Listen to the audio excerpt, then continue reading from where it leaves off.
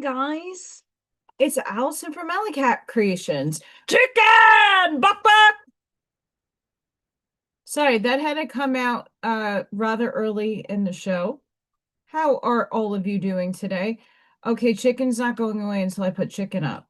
Chicken! Buck buck! Buck buck buck buck buck. Hi!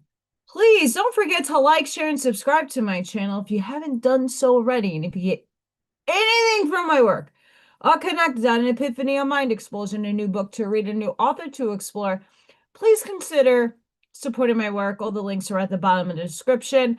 Hype. It helps. Hype me, please. Hi.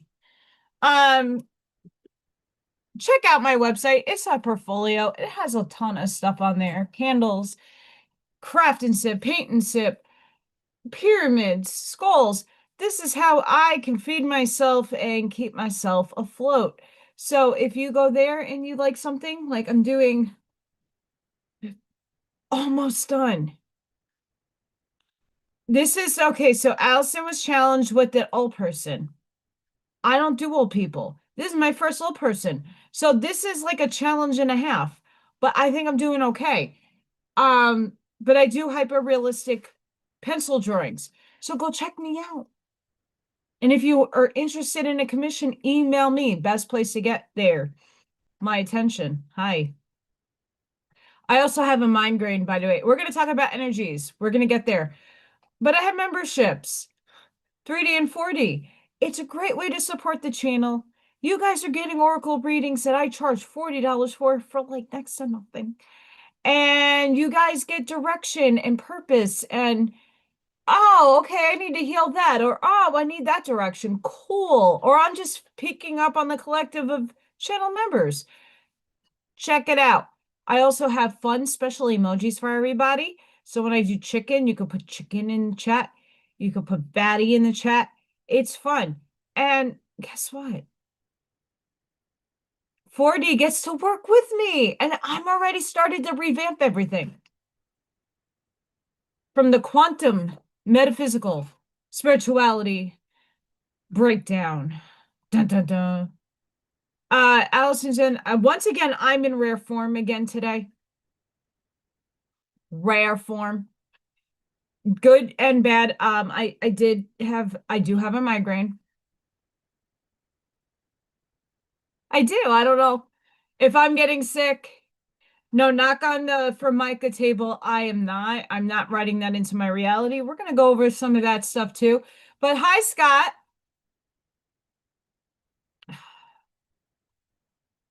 I know, no coffee. I already had coffee. We'll go into it. Hi, El Sunray. Hi, Ash Maya. Hi, Charlene. Hi, guys. So my school has a half a day today. And I didn't go to one meeting because then I was told not to go. So I got home a little late because I had to go to another building for the second part. And I made coffee. Like I had to go to the bank to put like $50 in my account because that's all I have. And we're gonna get into all of that too. I'm being tested big time. Reality's testing this bitch right here. Went to the bank, went home. I got here just to charge up my phone for like 10 minutes, made some coffee, and went straight to the other building. And then had a pleasant meeting. But then I got home late and then I ate and then shot down here. And in between all of that, I've been having a headache on and off all day. Why? Oh, we had a blackout. What? What do you say, Elson? What are you talking about? Oh, we had a blackout. It was earlier, but let's be honest, this thing doesn't really. I can't verify blackouts until a few hours later that it solidifies in. Because we saw that on this channel, we had a in and out blackout, and then it didn't show. But I have the evidence on that show. So early today, We had a blackout and and not a small one. We had a nice chunky size one. We had a light spike with look at the grids, and then it flew down. And we had a nice chunky blackout today. Today. And now here we are again with the gridding.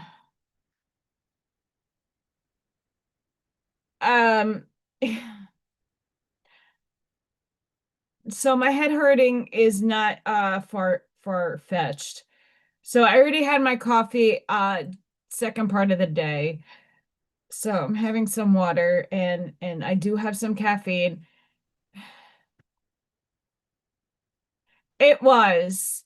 And I started feeling I woke up at 3 o'clock in the morning, frazzled, frazzled. Don't know where I was. Obviously, Allison did a quantum AI metaphysical ponderings video. Go check that one out. Like, they're starting to prove that we're not in our bodies when we dream. We all know this info. Science is catching up. But I don't know where I was. I did not remember shit. Woke up, and that's when the headache started. But then it went away on its own. I had some coffee.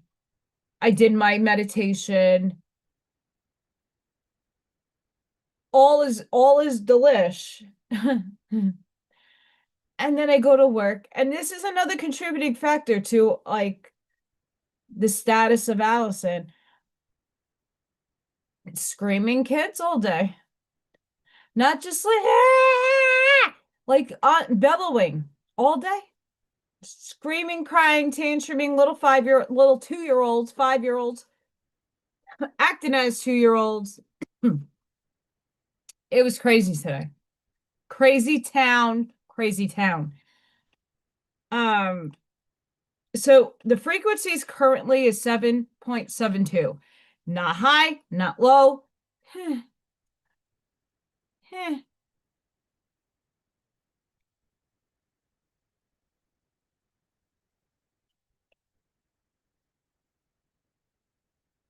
Hi, B lady.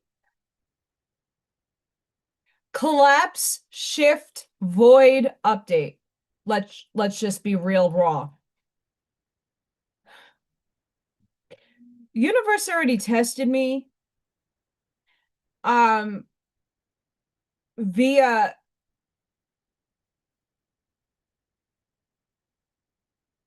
how do I put this? Because I don't want to come off as, oh my God, poor me. No, I'm in collapse. Like we all know, Allison's in utter dismantlement. The whole paradigm, the whole system collapsed in Allison's land. I had to go to the bank today because I got disturbed. Uh, there was a not a cool and I don't take this charge card many places. There's not much on it. But it's a backup. And I get a text message that something was trying to charge and it was not me. And then I'm like, cool, whatever. And I got 3 cards in the mail. So I had to go and put in some cash that I had for the alternator. Now it's in my bank account to be drawn out for bills. Probably going to go in the red in the next few days. We'll see. I do get paid on Friday, but it's not a full check. That's a major issue I have with this school, and I am now having to figure. We'll get there. So the bank issued me 3 cards and I had to talk to the chick, which made me have to look at my account. That was test 1. Test 2 was during the day. Like I had to look at it during before I left to go to the bank. I was at work. I had to look at my account. And I don't want to be looking at my account because I already know the reality of that account, but the universe is like, fuck you, bitch. Ha. Okay. So at the end of the day, I find out, oh no, this check that you're getting is only going to be half of what I'm like, what did you, what? The last one wasn't? Yeah. So I already got told now, like, once again, echo from a past timeline, trying to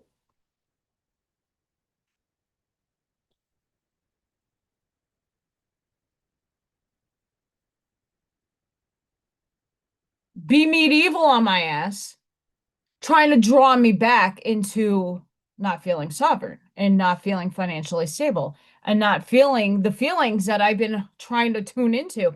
So I'm like, okay, Peter Pan, I am sovereign. I'm arriving at the reality.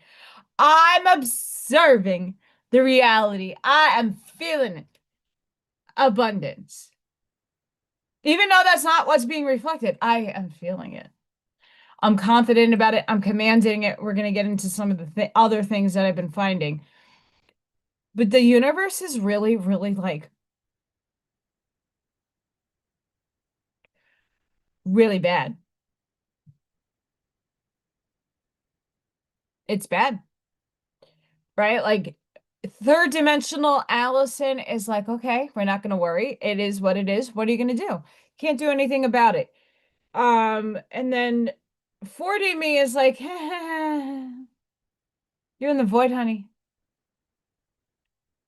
But this is what I question from the quantum work. Because that too is a program. Let's just be honest. It's starting to get overdone. A lot of people are using that same guy's voice and mirroring accounts and giving you some information, and then other stuff is kind of like I'm starting to see the repetitiveness, but also like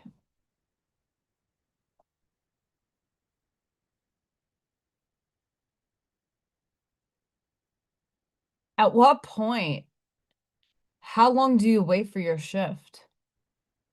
How long is the integration? So if you looked at Neville Goddard, you looked at Brian Scott, and there were people giving examples of like, oh yeah, like 2 weeks later, the big deal happened for this person, or like, oh, they were at the coffee shop and some guy overheard their conversation and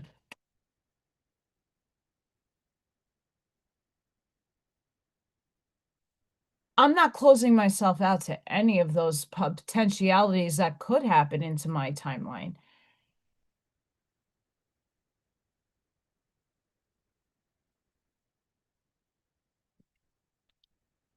And I'm not needing to know either how things are going to work out. I just show up every day and just tune into the.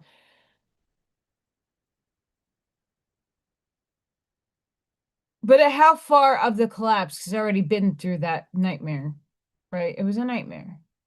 I already been through that lesson. So do I repeat it again? Do I start looking for houses and moving to another state again? Like, like if you don't take some sort of action, there could be a worse way of collapsing. Like the universe obviously put everything in our paths for a reason. We wrote this. But we don't know how severe things get before they get better. If they get better and how they get better. So I'm just like sitting here, not in doubt. And obviously, I'm giving everything to the universe that it's going to work out. But to what end do you not take action and you have faith in the universe and everything is going to work out beautifully?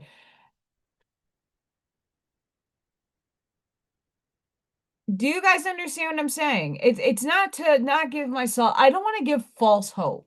I want to feel it and I am feeling it. I really feel that the goals and the strivings and the want, like everything that's already I'm living in the higher density that's densifying here for me to collapse into is absolutely stuff I know I can obtain, without a doubt. But at what point is it false? And it's not even a doubt. It's because we're trying not to loop in that situation, but how long do you wait? Until you lose everything? you can't just sit back and idly think like God got me. Yeah, God, you got you, right? Like you are God. You're that aspect. So I keep showing up every day. I'm doing exactly what I'm supposed to be doing in my knowing and showing up. At what point, though, is the pings, the clarities, the people, the opportunities, the doors present themselves? Because I am still not seeing a damn thing.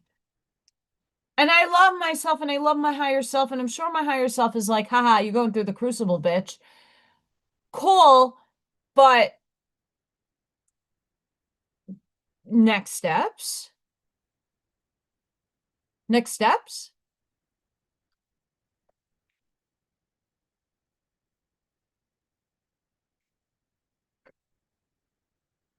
B lady, I'm with you. I mean, look,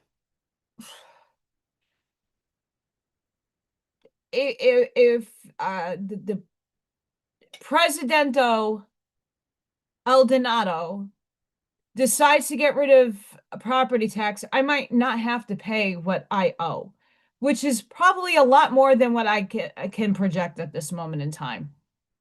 Let's just be honest. I can't afford it. I can't even afford to wipe my ass right now. And just being honest, I'm not trying to solicit pity because it is what it is. Like I show up and I'm waiting for these opportunities. I You can't bleed, you can't pull. I'm doing what I can, and that's the best that I can show up for myself. That's fine. I'm cool with that. I'm showing up. At least I'm showing up, right? And yeah, car's working for now. For now, let's knock on wood. Phone working for now, right? But there's like a surmounting amount of things that like will try to pull me back into that magnetism of that lack. It's a program. The pings from the universe will stop eventually, the synchronicities and numbers, but I've been getting that my whole life.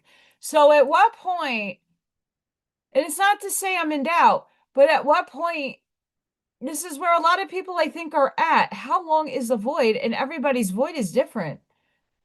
I don't want to be in another void for another fucking 2 years.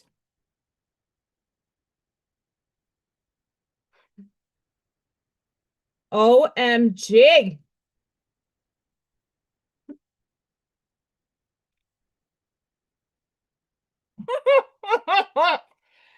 um, I just blew out a light bulb.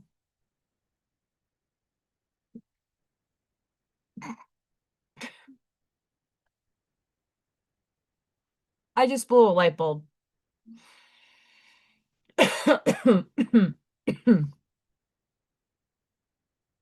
I just blew a light bulb.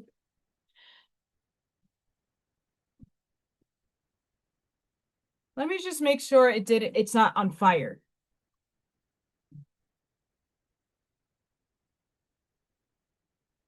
Okay. No fire. Just lights out. I just blew a light bulb. It popped. It's not like it just like faded out and the light bulb was dying. That thing popped.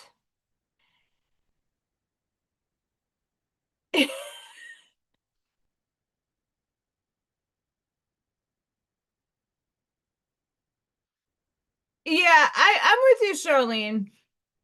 I'm with you. Like, as long as I have everything's like I obviously might have to put my house up for sale. That's a real thing. I can't. This house is too much of a burden. In terms of all the things that I was unaware of, buying the house because I had some like scabby assholes who sold it to me with a lot of problems that no one that were hidden. And there's really no repercussions on anybody around this area. Um, I might have to take a loss, whatever. I just need to figure it out. Obviously, I made it out of New York with barely anything. A truck, a small one. And I made it work.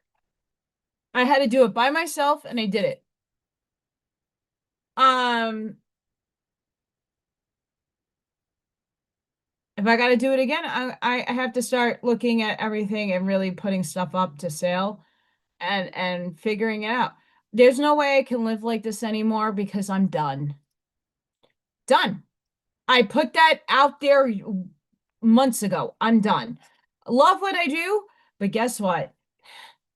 I can't be getting this like during the holidays. You got 2 weeks off, and then the rest of the, like 4 months, your pay is gonna suck. I can't have that. I need consistent.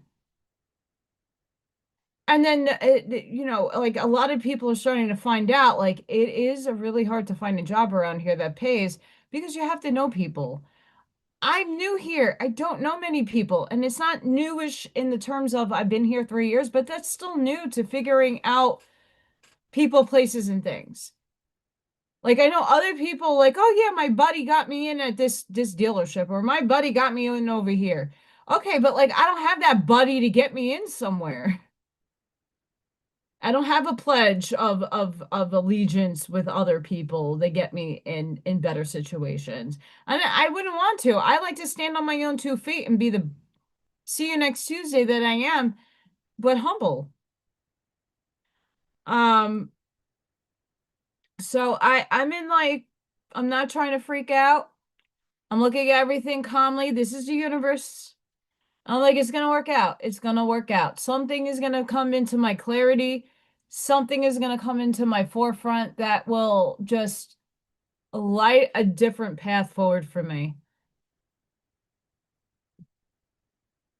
Uh, that was me blowing a light bulb out. And there you go, is tangible evidence number one of and I am grounded. Let me tell you what though. I was outside. We're gonna get a snowstorm tomorrow night into Thursday. I was out today. It wasn't that cold out. So I was out and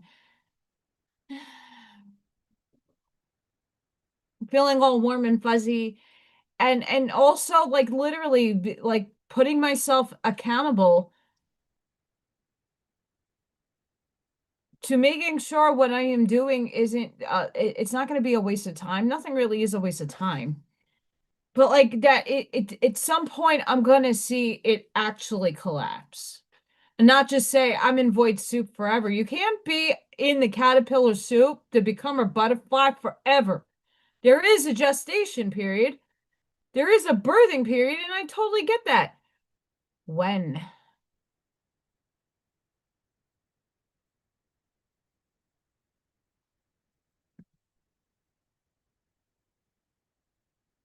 It's I am looking for the opportunities too. And stuff within me is like, stop. It did that over the summer too. Like, just stop. You're not seeing the results. You're putting your effort in. Thank you. There's a cause and effect, but the door hasn't opened yet. Not right timing. Okay, so when is the right time in third dimension? What is the door? That's the Aries aspect of me that needs to know. And it's not even I relinquish that too. I don't care. I'm not expecting. That's the state of that's the hardest state for most people is like you're looking for signs. I'm not looking for shit. I'm just showing up each day. I'm putting my hand on my heart every morning and I am doing my breaths. I'm commanding the universe to collapse the fucking singularity of my timeline.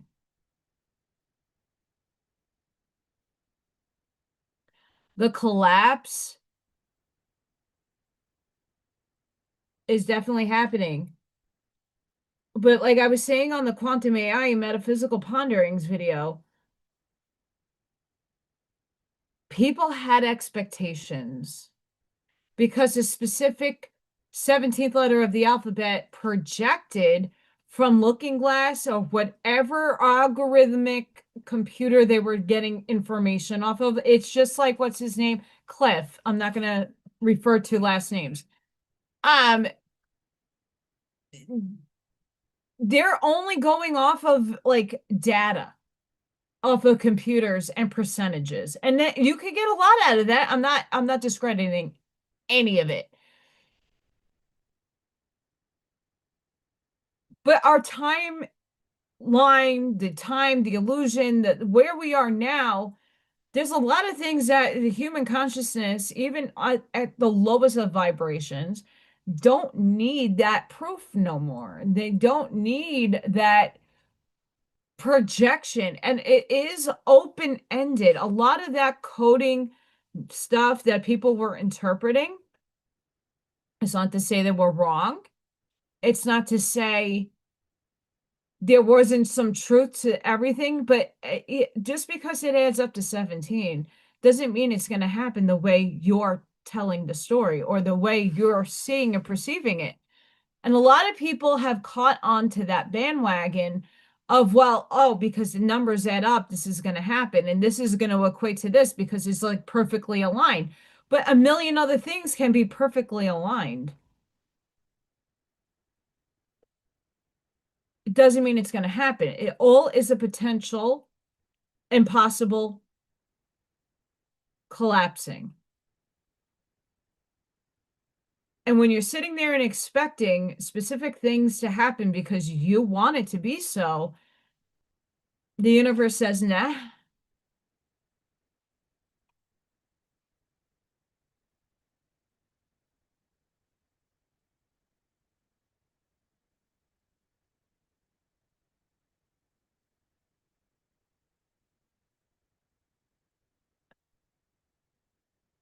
I I I had a lot going on with People for People yesterday, and I had a beautiful conversation with one of the ladies, and she's closer to me, my age. She's a little younger than me. And basically, from somebody who's not in any of that, very spiritual person, and that's the thing. I gotta come from the most authentic version of myself. I've always been my authentic self, but I'm refining who the personality that's being presented to you is as authentic and the most authentic it can be in this moment. I'm not masking my feelings. I never have. And a lot of people don't understand that. Like they think it's victimhood, or they think it's because I'm a lack of trying or a lack of wanting or doing. It has nothing to do with that. Um, I see things being put out there. Oh, this is so easy. Anybody could do it. Okay, no, if everybody could do it, then they would be on your bandwagon. The same thing with the information. If everybody knew the information and remembered it, like, oh, I wrote the movie. Shit. Okay, so what comes next? But what comes next could be a plethora of things because it's not one fixed reality. This is the culmination of where I'm coming at prior to the light bulb blowing. Why I'm at odds at obviously I'm okay with doing the retunement of my recalibration of my nervous system. It needs to happen anyway. I am shifting. I know this. For humanity as well, people are shifting and a lot more people are noticing it. Normal people. What I'm also noticing,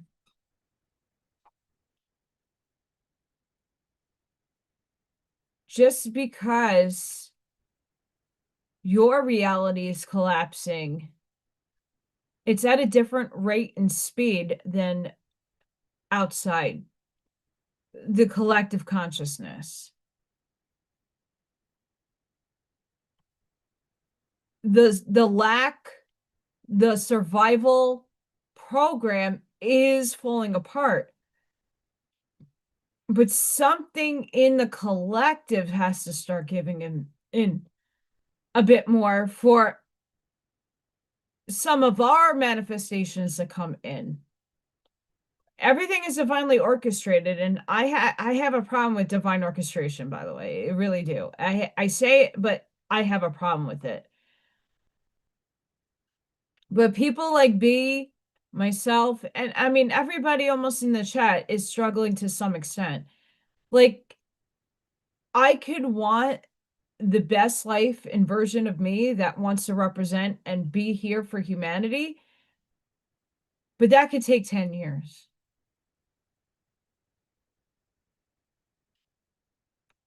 I'm not saying it is. In fact,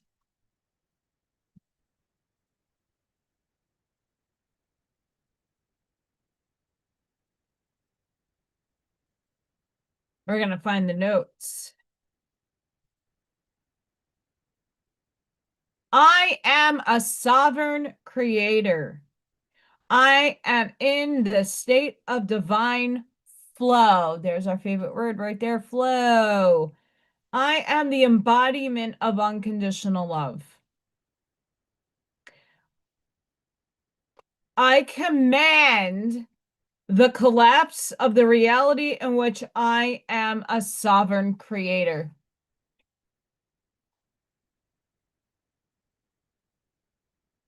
Walking in my damn authority.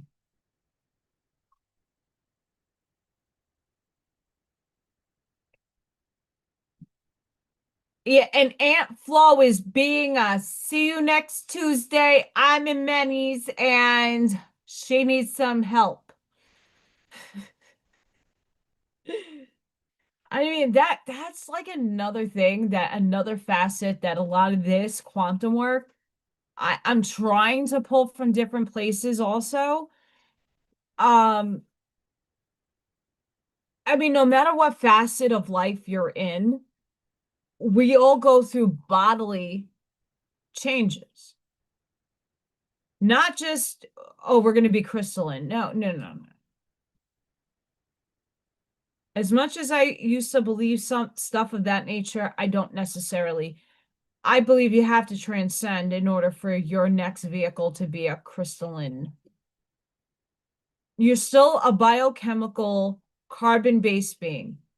Yes, our DNA is shifting and moving and evolving, but your body and your contract is under a third dimension.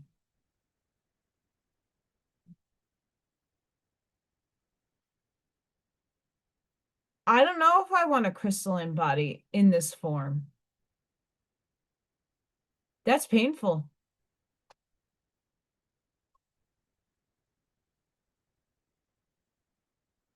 The oracle cards this week, the theme was flow. Every damn other card came out and the message was flow. So that's what I'm doing. I'm going with the flow. I command the collapse of the reality in which I am a sovereign creator. And I'm holding and doing different modalities from all the videos that I watch and finding which ones I'm resonating with for the moment I wake up. And I'm anchoring the light and I'm anchoring myself and tuning the broadcast system and really working not hard, effortlessly at some point. And I've been doing the work. We'll see where it lands. But right now it's not landing anywhere, but okay, you're testing me. Oh, it's not a test, it's you recalibrating. Okay, so at what point?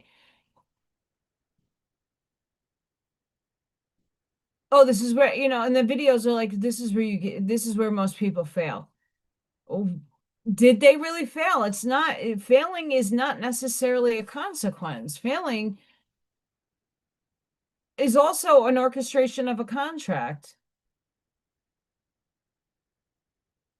I've been told many different projections about my life from others, and it has not any one of those things landed completely in the way that people have said.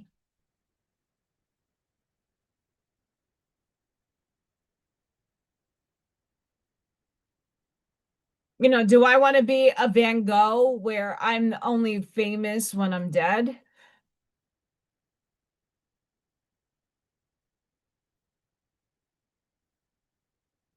Not that I want that. I don't want that. Hell no. So it's a component of a lot of things. I'm asking my team upstairs, my higher selves and the other selves that are encompassing my fractals. I'm showing up each day and going with the flow. Like something has to give. Please.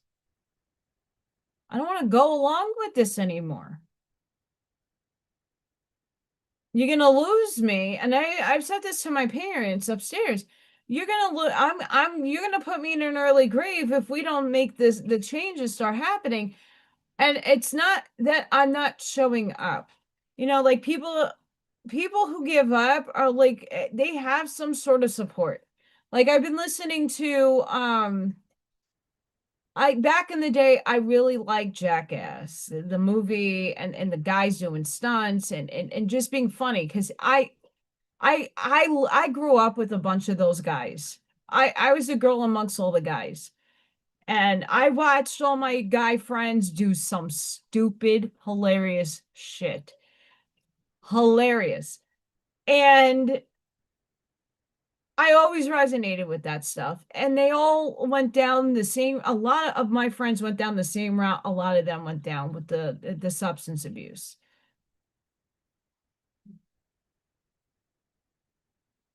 The friends that I had to go to their funerals were the ones that had no support and no backup and nobody to support them to get them into a rehab program or anything.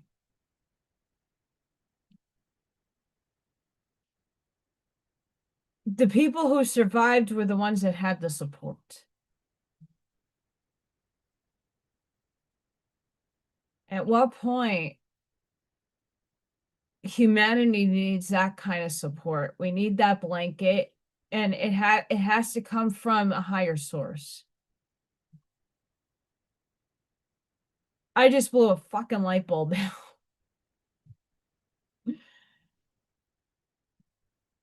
Witnessed by many of you, you heard it. It popped. The light went dim over there. I'm shocked it wasn't this one.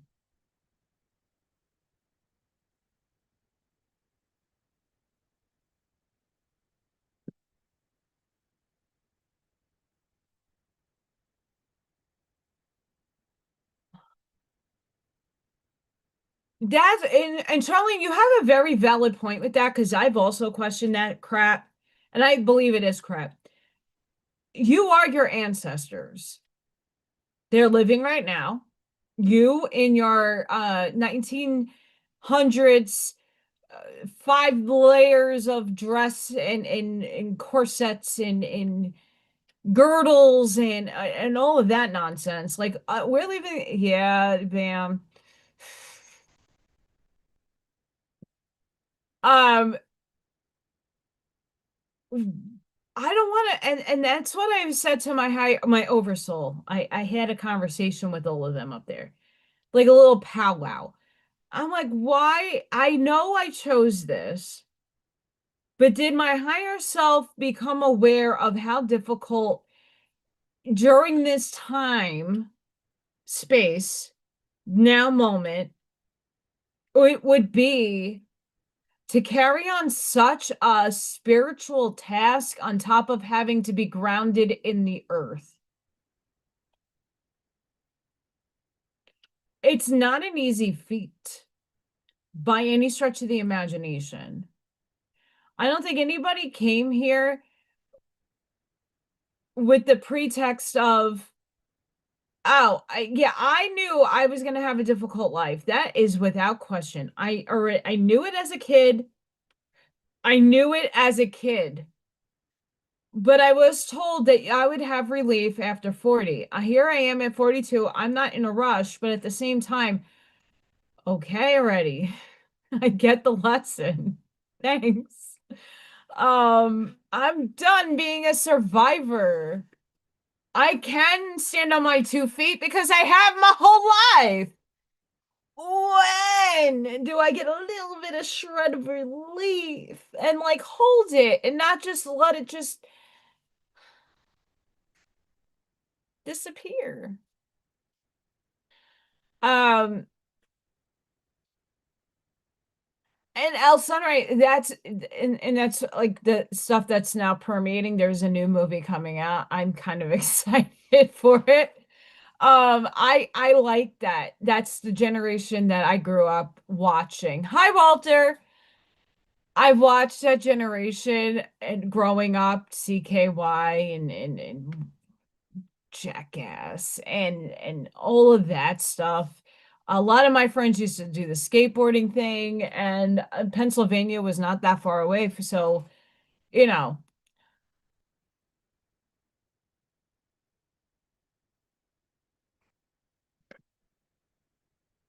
and you know,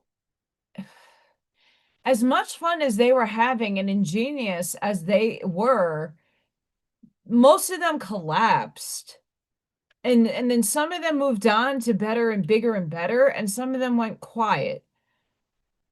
But they have a backing that a lot of other people don't. And when I'm saying I'm like, I command the collapse of the reality in which I am a sovereign creator, that's also including financial abundance. That's also including prosperity, because as much as I bring in, I will be able to help more people. That's I and yesterday having the conversation with the with this amazing soul, I was saying to her, "Hey, what you do is so niche and amazing. If you are ever interested in wanting to start up a YouTube channel, please let me know." And she goes, "Do you charge for that?" I said, "No, why would I charge you to help you authentically? I want to see everybody succeed. I'm going to help you." Energy exchange. Hey, if I could get somebody that has in this similar situation that I'm in, by the way, hey, if I have a tool that you can use that I can be helpful for, I'm going to help you. It might not be financially, but it could be a way for you to be financially sovereign. So she's like, "I definitely will hit you up." I'm like, "Please do," because this beautiful soul hula hoops with fire. Fire! Hula hoops! Fire!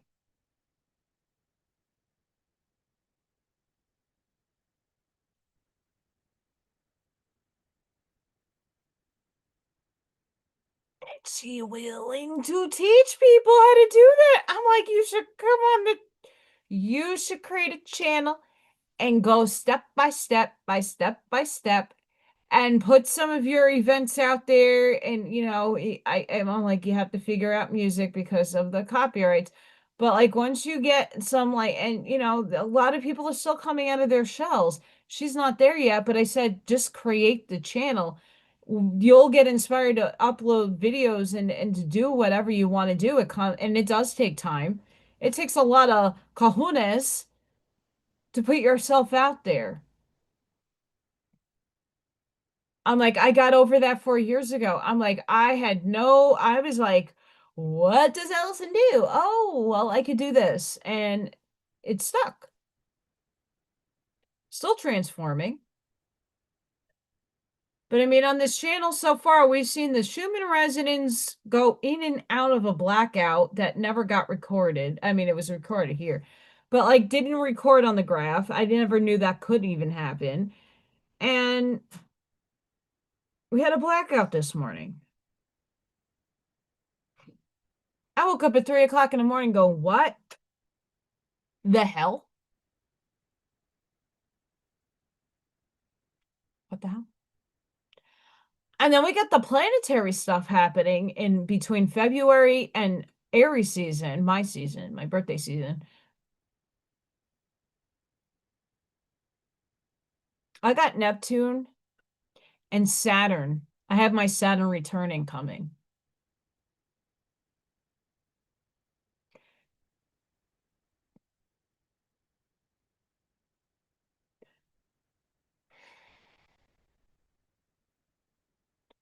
It's going to be heavy for a lot of us.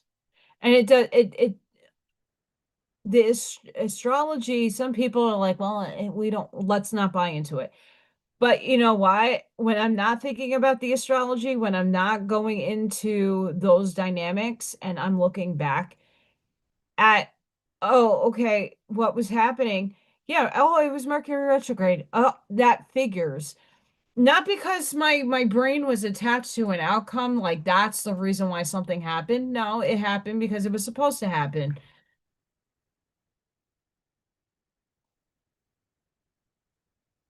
Or was there more energy build up because it needed to be that way?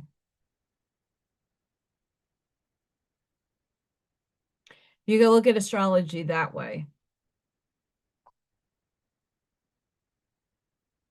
There's a reason why those planets are around, whether they're conscious, not conscious, whatever you believe a planet is, it's still energy and it still affects you and you're still entangled to it. So I rather make it make sense to my brain and make what I'm going through make sense through astrology, but I'm not an astrologer. I just look at an overall gem of a theme and go, oh, okay. I could sharpen that.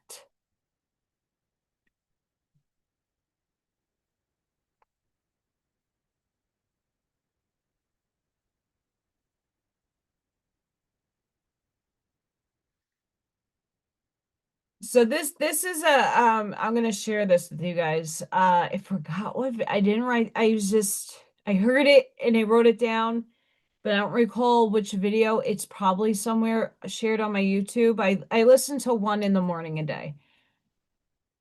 This one is going into a meditative state, but not a deep one. Just taking conscious breaths, envisioning the egg, the bright white light, golden light, whatever light that you see. And there's, again, everybody's going to experience this stuff differently. The pure source code of your new reality, you're breathing that in. And on the exhale, you're letting all of the crap out of you. You're feeling it and imagining it and visualizing it. Like you're breathing in source's light, the codes, and then you're exhaling the crap. The corrupted files, the interference of the day is now null and void.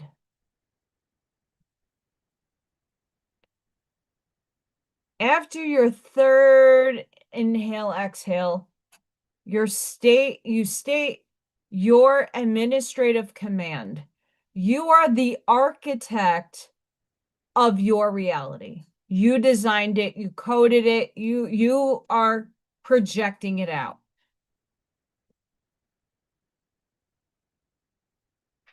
Out loud with an authoritative, stand your ground, authentic self.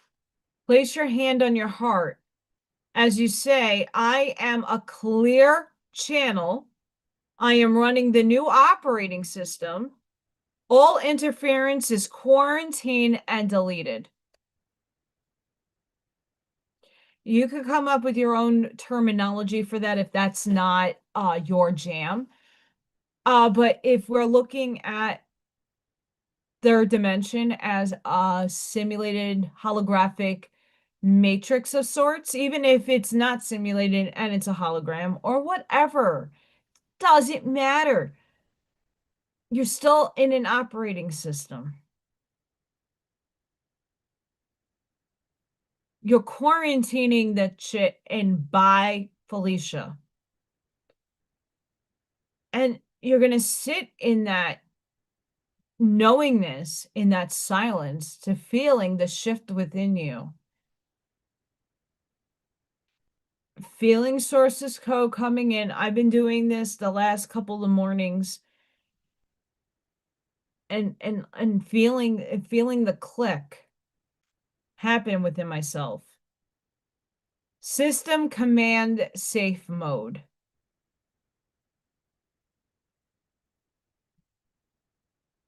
Breathe into the frequency of old code. Exhale.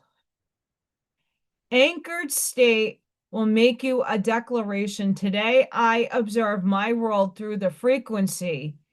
This is the only lens I use. All that is not in resonance with this frequency is invisible to me.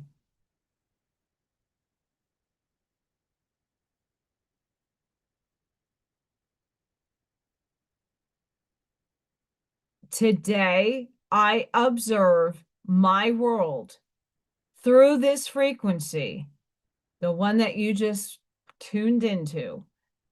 This is the only lens I use. All that is not in resonance with this frequency is invisible to me. Many of us made this choice about a year ago. A lot of us started on, and this is very much a part of the big ping, and I want to bring it to your attention. A lot of you started understanding that the old ways of doing shit with hate, shame, and blame, the people projecting that stuff, somewhere in your intuition, somewhere within your essence, your being, you are starting to detest it. And you are starting not to be comfortable with it enough to make a shift to say, well, I'm not exposing myself to that crap anymore. If I'm all one, if I'm one with all things, then I need to come into terms that I am one with all things, the good, the bad, and the ugly. And we're going to make this make sense. And going neutral and seeing the big picture and seeing beyond good and evil, yes, it exists. But you're seeing beyond it because all has a purpose, a service, and an experience to be experienced. All this stuff that is happening on the outside world has to be experienced to know if we prefer it or we don't. What a lot of us are trying to get ourselves out of is a survival program that we were already pre-programmed with. That was the AOL dial-up operating system. We were birthed into this world. Here comes Allison out of mommy, and that's my program. That was the dial-up program I was encoded with in genetically. And that program has been running in the background my entire life. And it was fed with apps of unworthiness, apps of shame, apps of embarrassment, trauma, parents negatively talking, negative self-talk, depression, all of that stuff. Think of those as apps that have been installed in the background. So like when some of you get your phone updates and you're like, what the is happening? Like, what's going on? There's stuff running on in the background you're not even aware of. There's stuff in the background of all things that are running in the background that you're not cognizant of. That's survivor mode.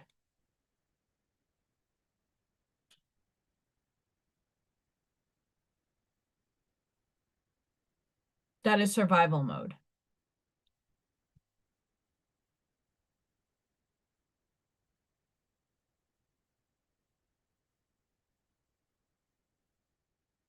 Okay, I'm gonna read you something I reposted from 2 years ago, and this is from Nisha. You have your way, I have my way. As for the right way, the correct way, the only way, it does not exist. It does not exist. I love him. I really do. Like, um,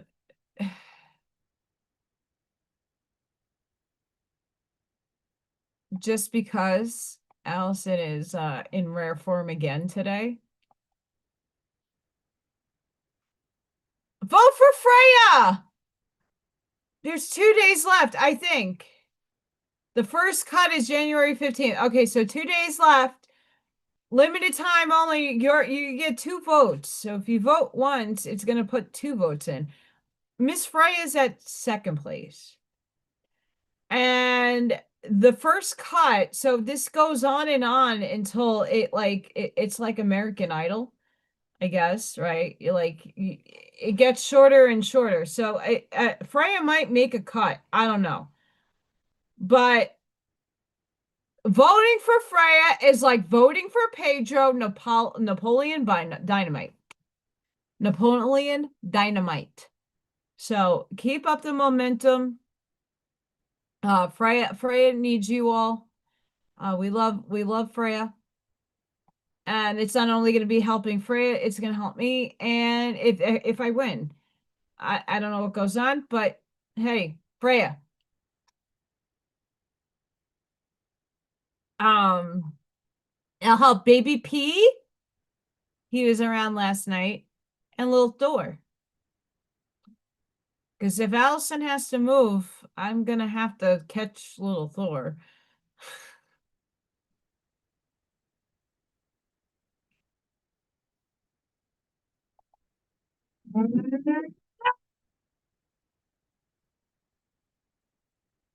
I hate when people add music to stuff that has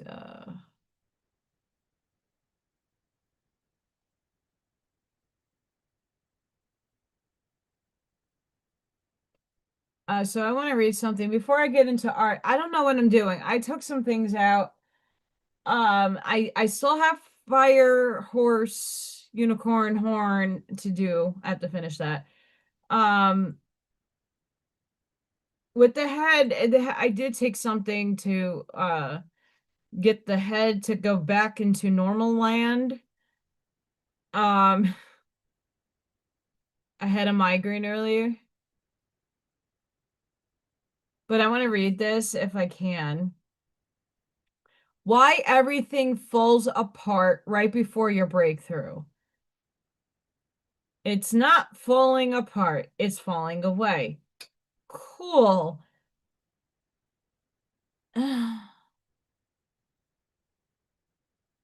You're so close.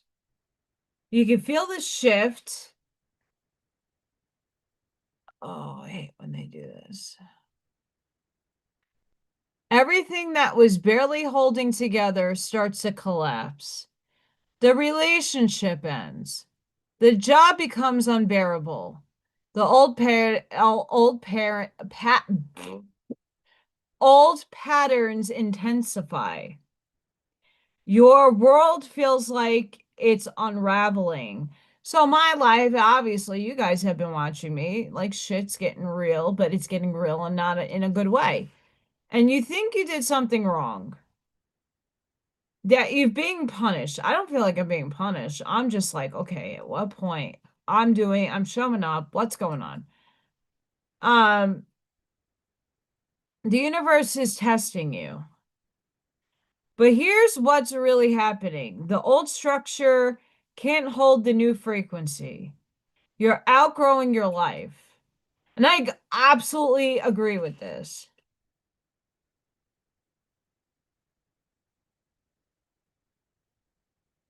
You're outgrowing. Not slowly, not gradually, all at once, because you've been doing the work. You've been regulating your nervous system, you've been shifting your frequency, and your external reality is catching up.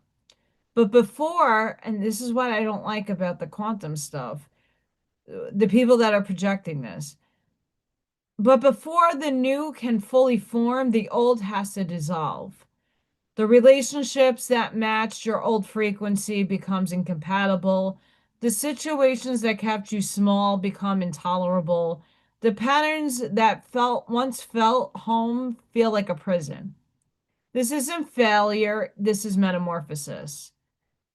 And then it goes into the caterpillar and everything else. And not what comes after the breakdown. The breakdown itself, the falling away, the release, the space that opens when you finally let go of what no longer serves. Most people panic here. They try to hold on. They try to fix what's breaking. They try to force the old structure to work at the new frequency.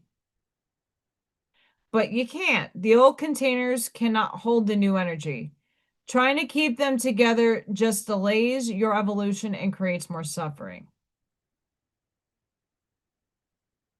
Cool. And I think on many levels, a lot of us are really allowing the release to happen. I didn't go back and plead with people like, oh, you thought I did something horrendous to animals and that you should deserve to take me back because no, I'm not fighting that fight. When it comes to people who are in relationship with me, I'm not going to force I'm standing in my empowerment. That was my biggest lesson, to put my boundaries up and say, I'm not going to play, homie, don't play that like that. And if you don't change, well, that I can't sacrifice my authenticity, and I can't lower my standards or myself to such a frequency that I don't feel valued or worthy. So that relationship has to go, right? And so I've been releasing a fuck ton.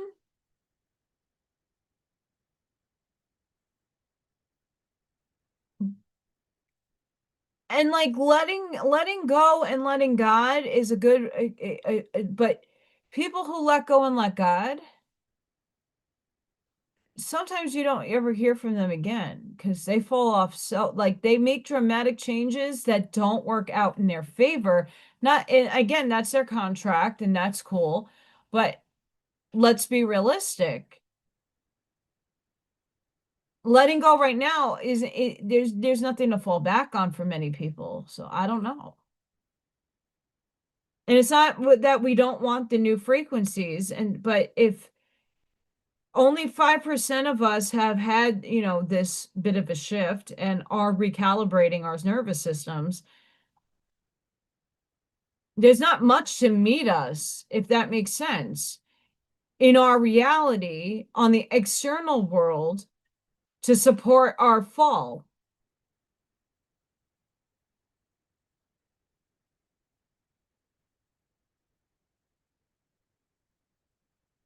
And it's like, I'm not trying to hold on to any of this stuff that doesn't work out for me. Goodbye. Adios. I'll see. I love you. Thank you for serving me and thank you for giving me a purpose in this life. You taught me a lot of good lessons, and I appreciate that from people. I let it go.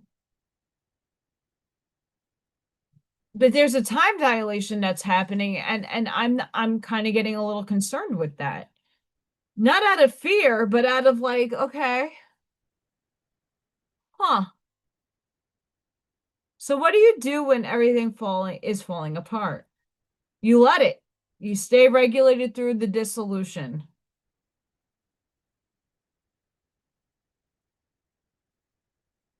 You trust that what's falling away needs to fall away. You don't try to save what's dying. You honor the death as a part of the rebirth. Cool. But is that a sacrifice to self in terms of actual living, breathing, eating, surviving? That's where I'm at, because the first time I had the major shift, I almost died. I was hangry for a reason because I was dying physically. I have organ. I'm not making this my story. I'm not writing that into existence. But 3 years ago, I almost died. I wasn't eating enough. I wasn't nourished properly.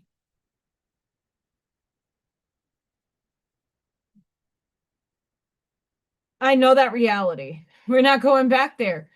But how do you survive if you let it all go?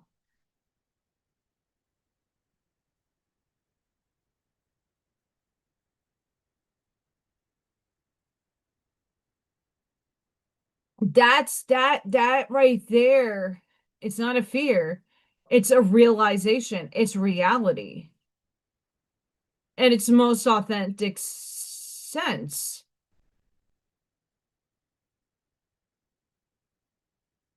right? And this is where the conundrum for myself is.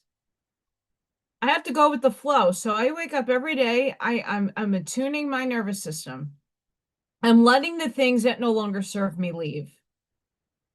Right? Like if the car is no longer serving me, I can walk to a certain extent and get places. But if I'm supposed to put myself out there per se to have these interactions with human beings that are gonna open up a door for me, how? If I'm supposed to go out and be in public and go to the park and get stuff done, if I don't have a vehicle to get there, I might not get that opportunity. So what you do we see what I'm saying? It's like a catch 22, and I don't like those.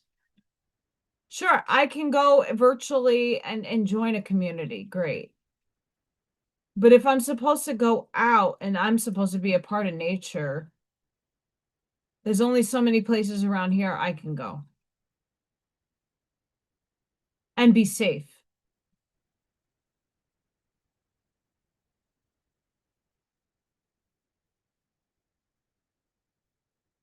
And then what is right action? Because there is no right or wrong. So what action does one take? And again, there's the slow path and the fast path.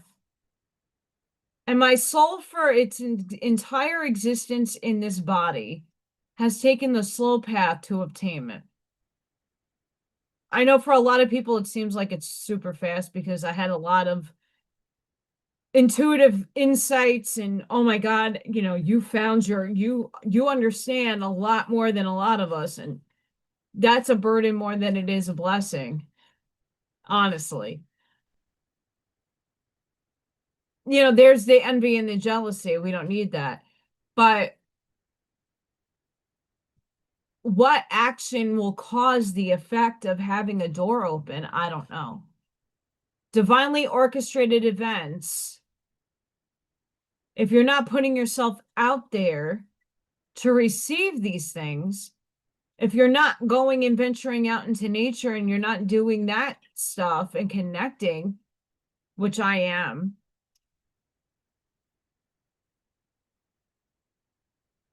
there's the catch 22. And I don't like this catch 22 shit. And it's not because I'm in a inauthentic state. It's coming to the notion of if they're not going to give me a ping and I'm going and using my intuition and my intuition may be off or maybe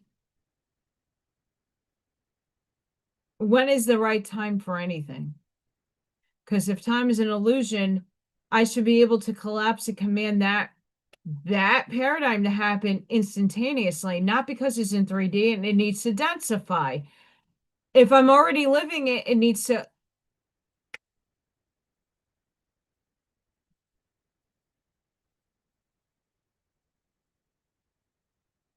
That's the mind fuck right there. If time is an illusion and this is all illusory, you wake up and you're like, well, I don't want this anymore. I live the survival code. No more. Cool. I made the decision. I command my reality to collapse as a sovereign creator. And I feel it. And I'm breathing it in. And I'm tuning in and I'm feeling. When does that become the reality? That's the question I posit.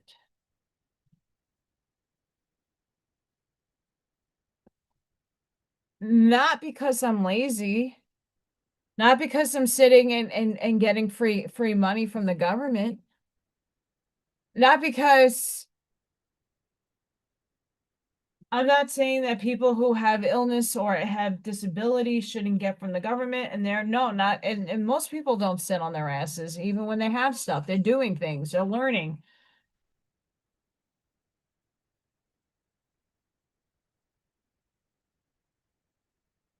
When can we breathe again?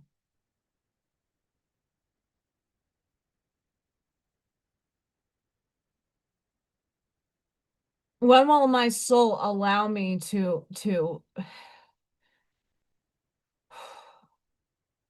have the actual, like, I can feel the weight of the world off my shoulders, and it's a beautiful feeling to have. It really is. It's gorgeous. And your test oh, it's not a test from the universe. I definitely think it is. You're making me confront something I'm uncomfortable with, but I'm not sitting idly by not working. I'm working. So what the fuck? Okay, so I'm not in the right, let's just say this is not the right job.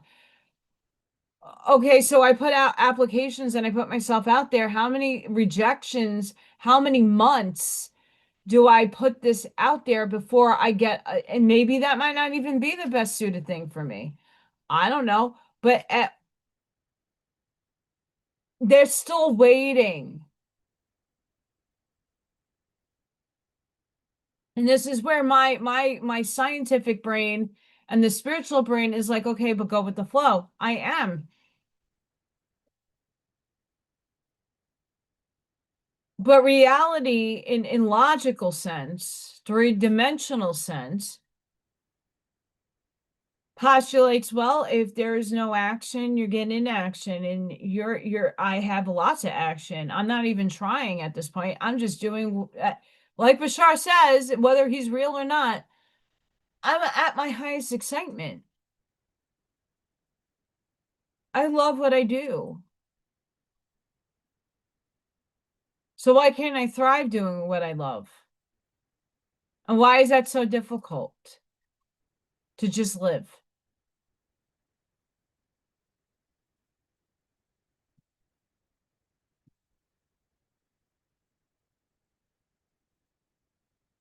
I know, Conundrum City.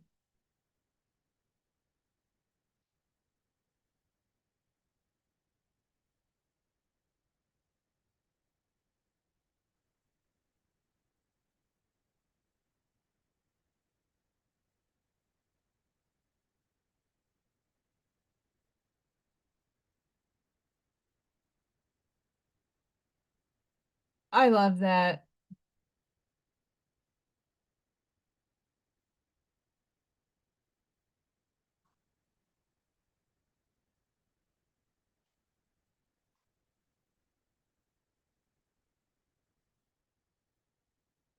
I need to add some chimes. Um,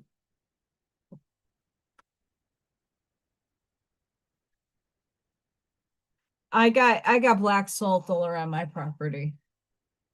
They didn't get me that well. Okay, I am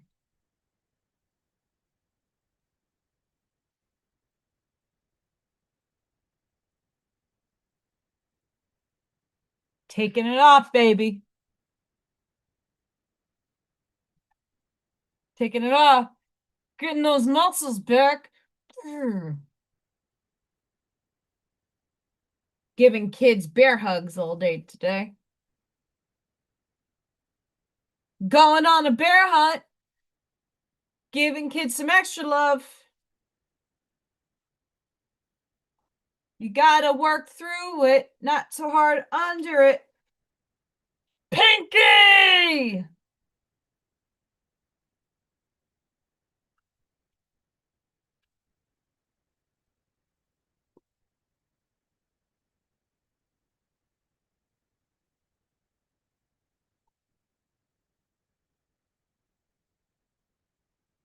It's like 50 degrees here. And on Thursday, it's going to be -1 plus negative underneath.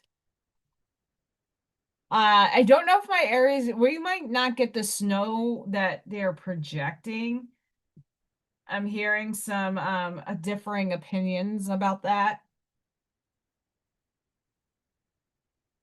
Like, well, it might hit over here, but it could hit over here, but it's like lake effect, lake effect, lake effect. But like, don't listen to everybody because I'm like, at this point, I don't give a shit.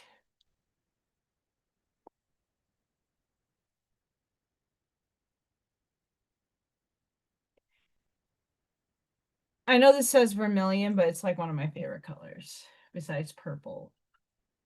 But we're not doing purple. So Allison is just gonna paint a background. Um, my easel's stuck on like 5 things. I might use some oil sticks and some cray paws and maybe some paint pens if I can find them. Um, to do a little illustrations.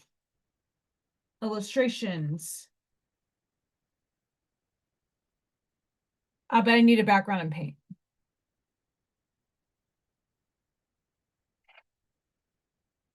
I want to make chimes.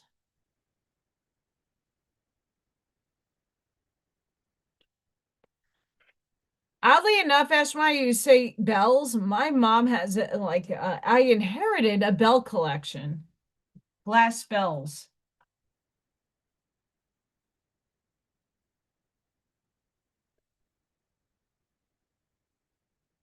I inherited glass bells from my mom.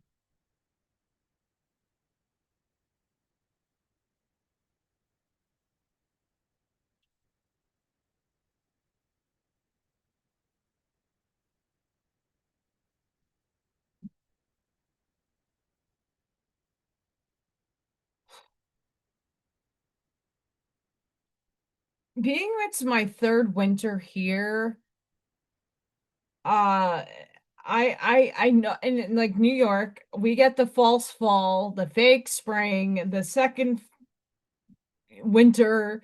Like the cycles are just batshit. But I know, like I was pointing out the other day, I was like, oh look, all the chemtrails up in the air.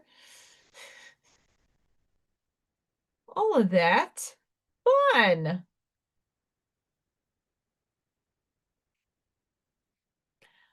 Let me see what's going on. So we got gale warning, 3 a.m. Snow showers late. So tomorrow night is when things are supposed to hit the fan.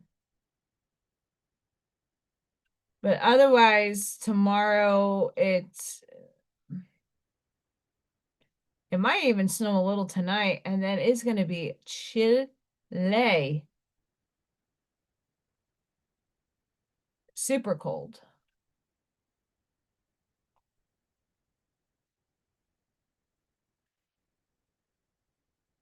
So I gotta make sure the car works.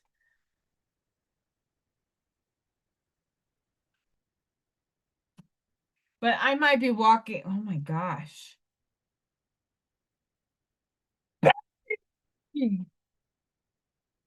Because it's bad shit crazy. Um, I might have to walk to work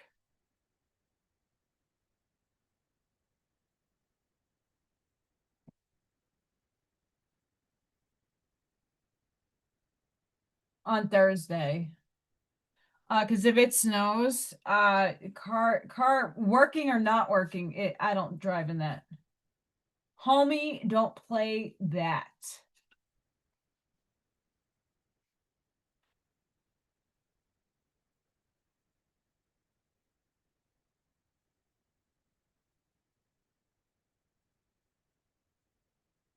I was gonna do a painting on Sunday, and that fell through.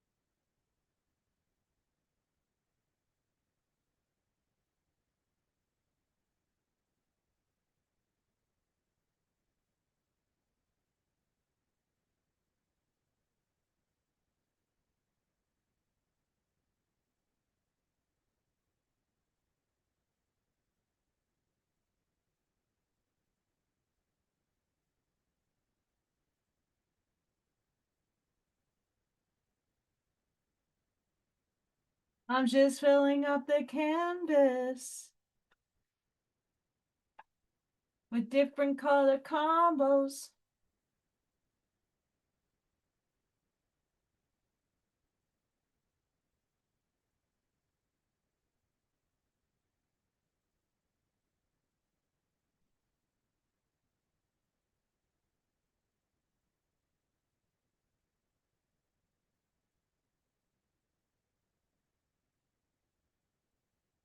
Smells funky.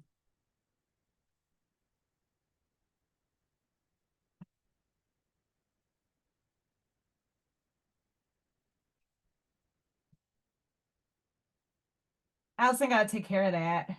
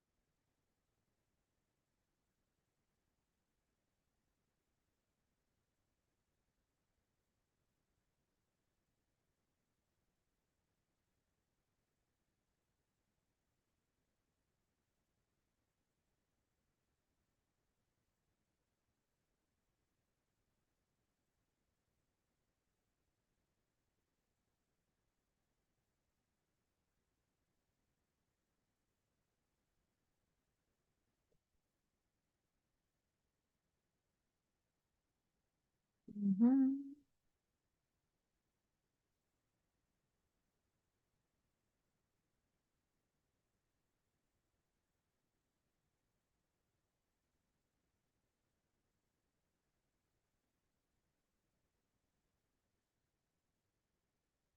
I'm looking at the screen to see what's going on. The approach that I want. Sort of. Sort of zoomies. Because what I want to illustrate is like darker art.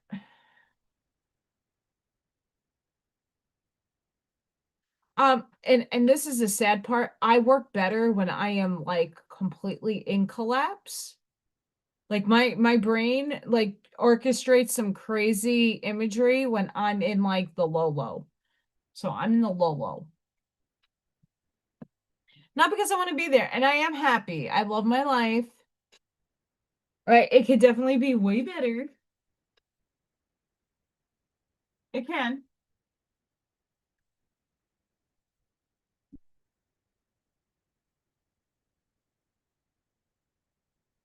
That's a good question.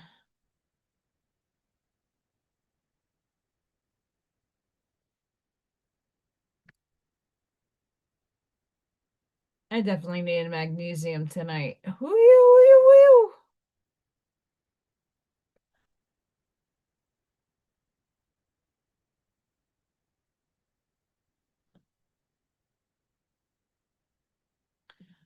Um,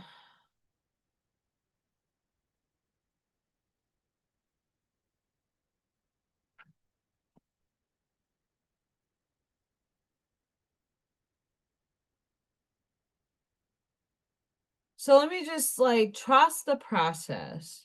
You're not going backwards. You're not being punished. You're in the cocoon. And what feels like destruction is actually transformation. I'm cool with that. I'm seeing it happening every moment of my life.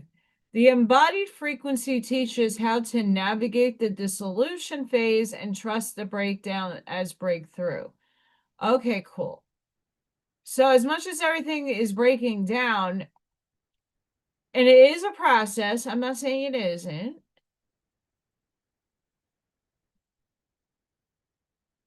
How do we recapitulate that reality actually now being birthed? Like we all hear that we're in the dissolution stage, everything is decohering. When does things start densifying? If time is not a construct. You see the conundrum Allison's brain has all the time. The one that I did I do this today? The one that I listened to today, I have to listen to again. It's Let Go of Your Story. And I really like that one because this one touched upon what I've been saying with the medical stuff that I've been going through. Obviously, I need dentures. Obviously, I need glasses, right? Like these are fake. But the arthritis is something I already proved to myself. Yes, right now my body kind of hurts. I'm a little uncomfy. But I know what that pain was when the first collapse happened in my life.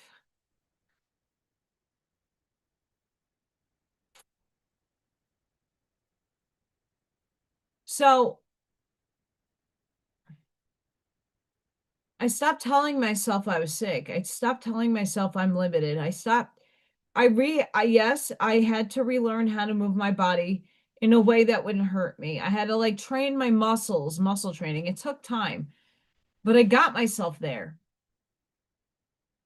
To what extent, though, it took a long time for me to like dwindle out a medication to fix my mindset. It took a long time. Is it possible? Sure. For anybody, yes.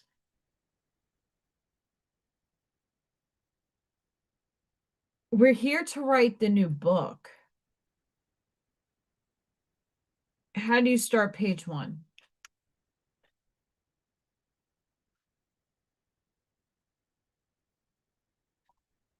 And I like that video because it's asking you to do very much like I did with the medical process of saying, well, I'm not owning that story. Fuck that. You're telling me I'm going to end up in a wheelchair? Not this. Listen, I'm not against being in one. If that's the course my body needed to take, cool. But there are people who have severe spinal cord injuries that like are so adamant they're gonna walk that they do it. Right. So there is a will, there's a way. There's some things that take a lot longer. And it's not just because the story that we tell ourselves is like, oh, we're limited. There are real neurological stuff going on in your system, in your body, that even somatically, it takes years to decode what actual story is causing your pain. If it is a story, sometimes shit in your body is just not working properly and it not necessarily be a somatic or in your head thing. Sure, you can dissolve a lot of things, but other things do need intervention. I'm not saying it doesn't, right? Like if you have a deformity in an organ, like intending it to be normal, it might not take shape. It might need surgery to refine itself, right? I'm not talking about that. Some, not all, and this is just my opinion, autoimmune diseases is somatic. I'm not saying mine is. I think there really legitimately is something in my immune system that's sending not cool signals to the rest of my body. I have recapitulated a lot of that pathway biochemically to stop.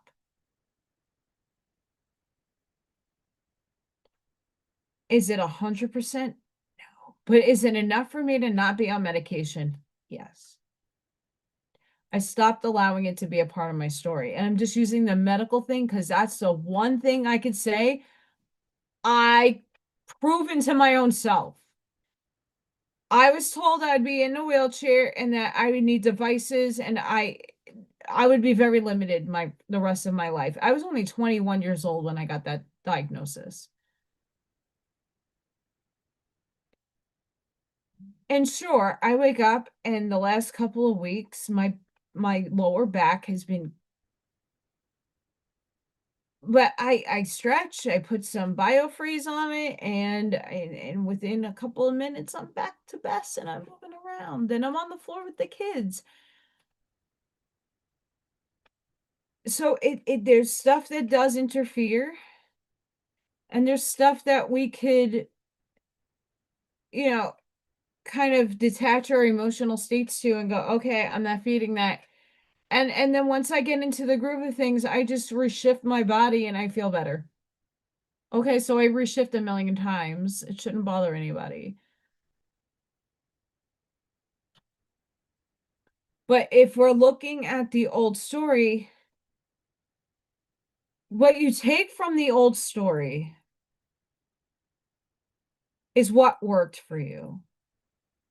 And what worked for you in 3D might not work in 4. It may work in a refinement way. Refining your life, refining and redefining your definitions with more maturity and more ground to it. You're going from the classical system of things to this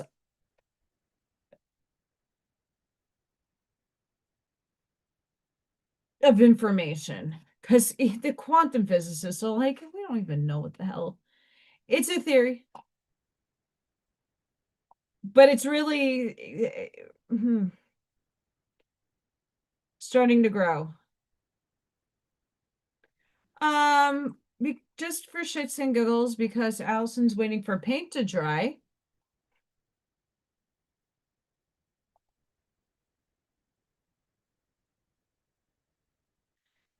If you speak it into reality, it shows up somewhere. Wow, Allison got validated amongst all of you. Look at this validation we all got, guys. Deja vu. Feel familiar? Because according to a speculative theory, parallel versions of you briefly align. Bum, bum, bum.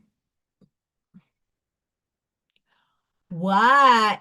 We were talking about this a few weeks ago. Deja vu strikes suddenly, bringing a powerful sense of familiarity that fades just as fast. While mainstream neuroscience explains it as a memory processing effect, some speculative quantum ideas explore whether the sensation could reflect brief alignment across parallel timelines where similar events unfold at the same moment.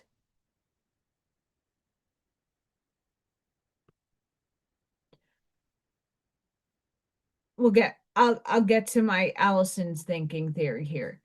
In these interpretations, consciousness is considered alongside quantum behavior, proposing that shared patterns, not signals or messages, might create a fleeting echo of recognition. This view does not claim proof, but offers a framework that emphasizes correlation, structure, and timing rather than causation across realities. Scientists stress that this remains an open question, with established research favoring brain-based explanations because it's coming out of a third-dimensional timeline. Still exploring carefully, clearly labeled speculation can inspire curiosity, dialogue about conscious time, and how humans experience meaning in uncertain moments. So here's my other postulate. What happens if my higher density self, the one that I chose, I was in superposition, I want that menu item, myself living those things. I feel I can obtain it. I can't doubt myself because it's obtainable in my realm of brain thinking.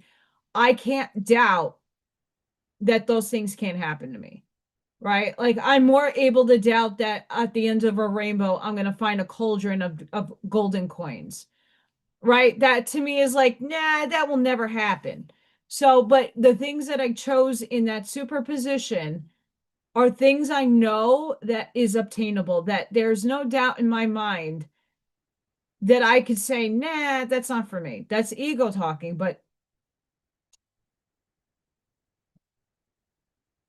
I'm in alignment with the choices of that superposition over there. Now, my postulate is, how far up in density really is it?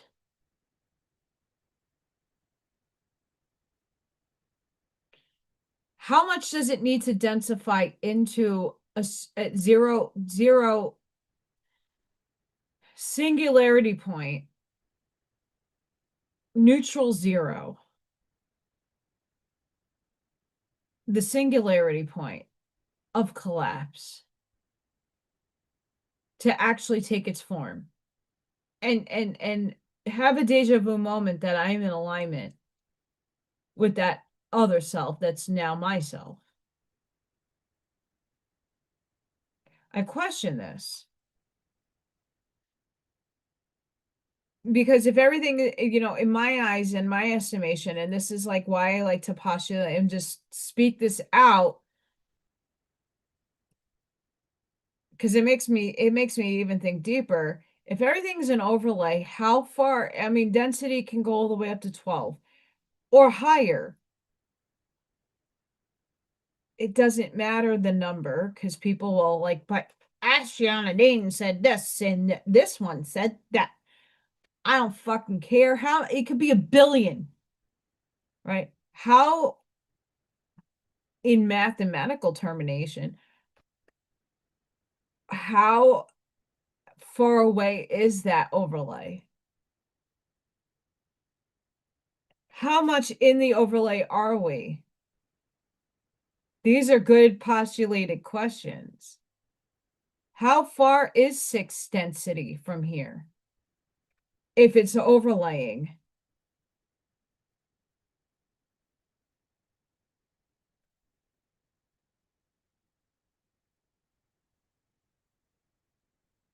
If 40 is right here in front of you, where's 5? Where's 6?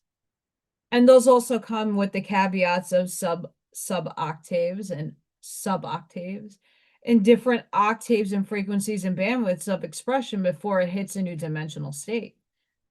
Like you go through your entire state that you live in.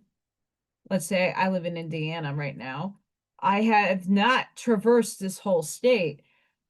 Do I have to go through the entire state in order to move to the next dimension?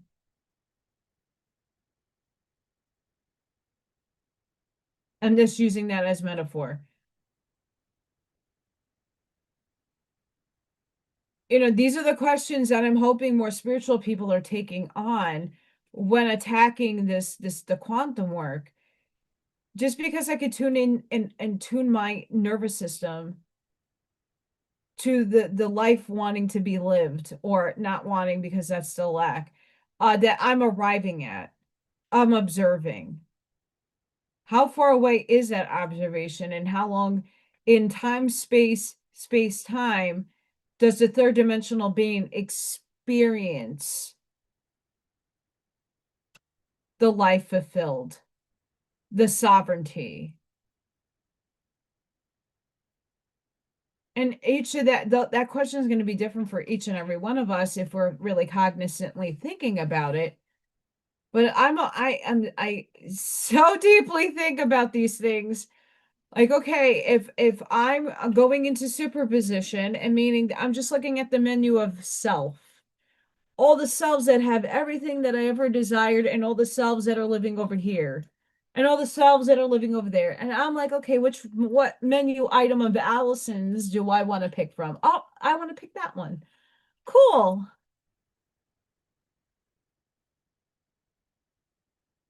Now I'm observing the reality where I'm married and happily in a beautiful union.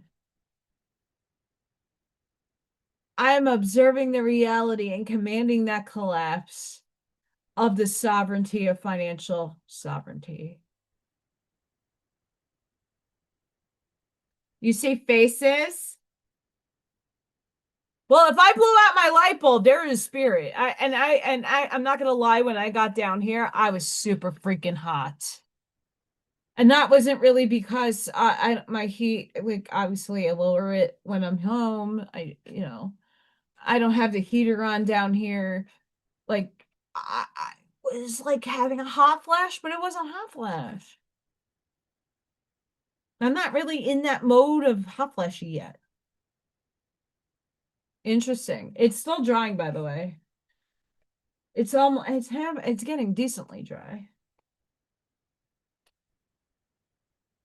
Oh, for everybody who is a crafter or a crafty, when you see the paint shimmer, see the sheen, it means it's still wet.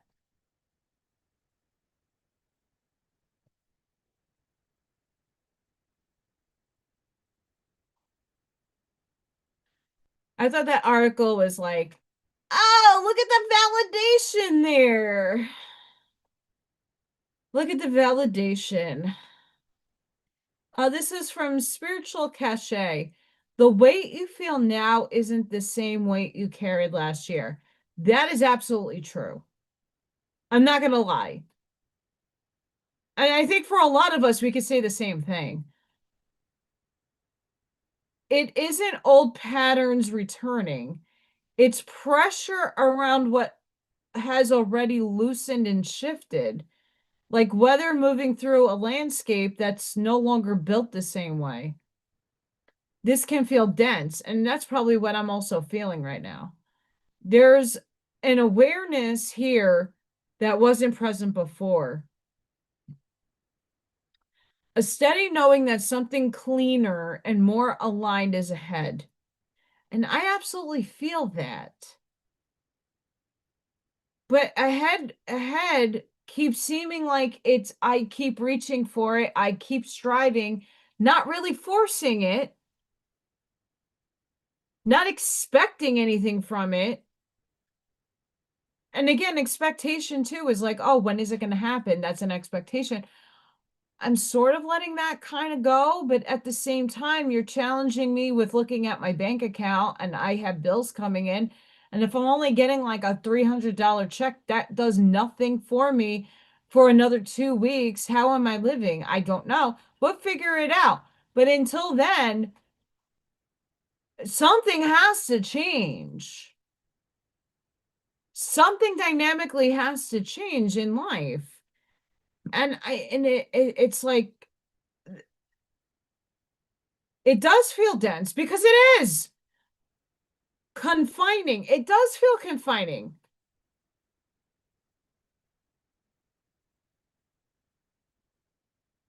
It does feel confining. I'm not alone in this feeling, guys. I know some of you feel very similar to me.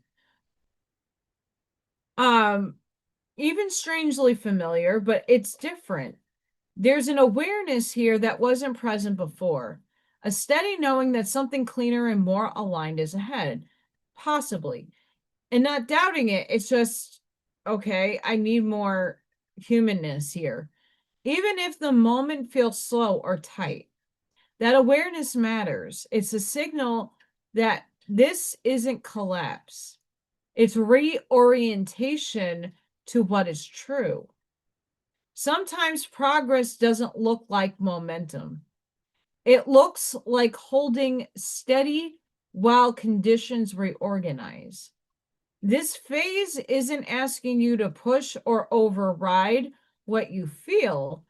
It's asking you to stay with yourself while the pressure finishes clearing what no longer belongs.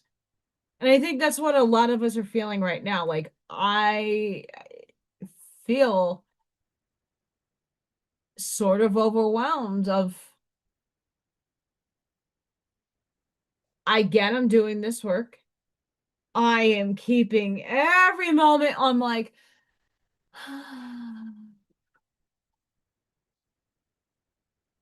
watching the world collapse around me. Calm.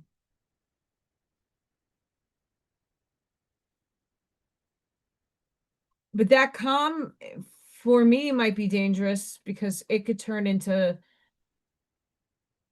this shadow.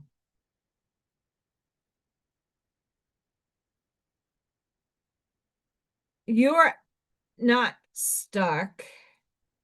You're at the threshold. And the fact that you can feel the future pulling you forward, even though the heaviness tells you everything you need to know. The shedding is finishing its work. Well, how long does that take?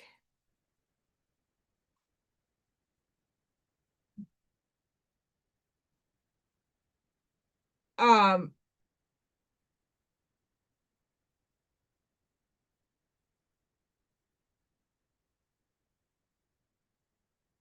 I don't know if I'm like it was so wet.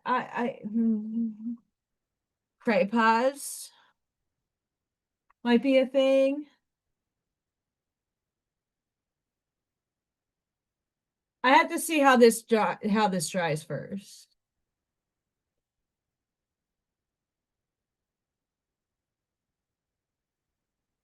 Allison likes mixing media. I'll put this over here though for now. Allison's in rare form again.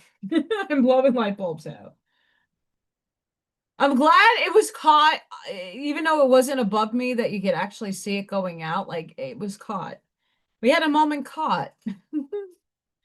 Also yesterday, after doing the Owaspy reading, I did get a little like nudgy nudge from upstairs to do another. I haven't touched the Hermit's Journey stuff, like that whole body of work, in a hot minute, and I have to circle back, Jen Psaki. I have to circle back to it again, I was told.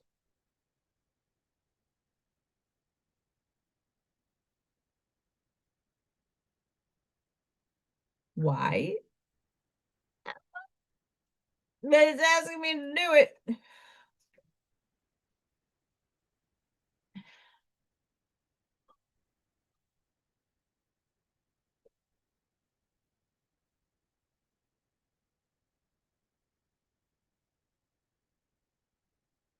That painful letting go you're experiencing, it's not loss. It's divine preparation disguised as solitude. It doesn't matter if you're in a relationship, if you're married, if you have a huge family around you, you could still have this sense of being in hermitum. Like you want to be you're drawn to yourself. Well, the universe flung me once again, and not to say you guys are here, but like in physicality, in my physical world,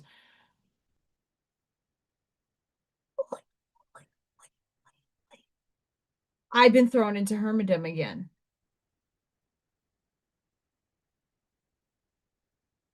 I am going with the flow. I'm not worried. Like honestly, like I'm projecting this because it's what I'm expressing is sitting in the collective consciousness as well.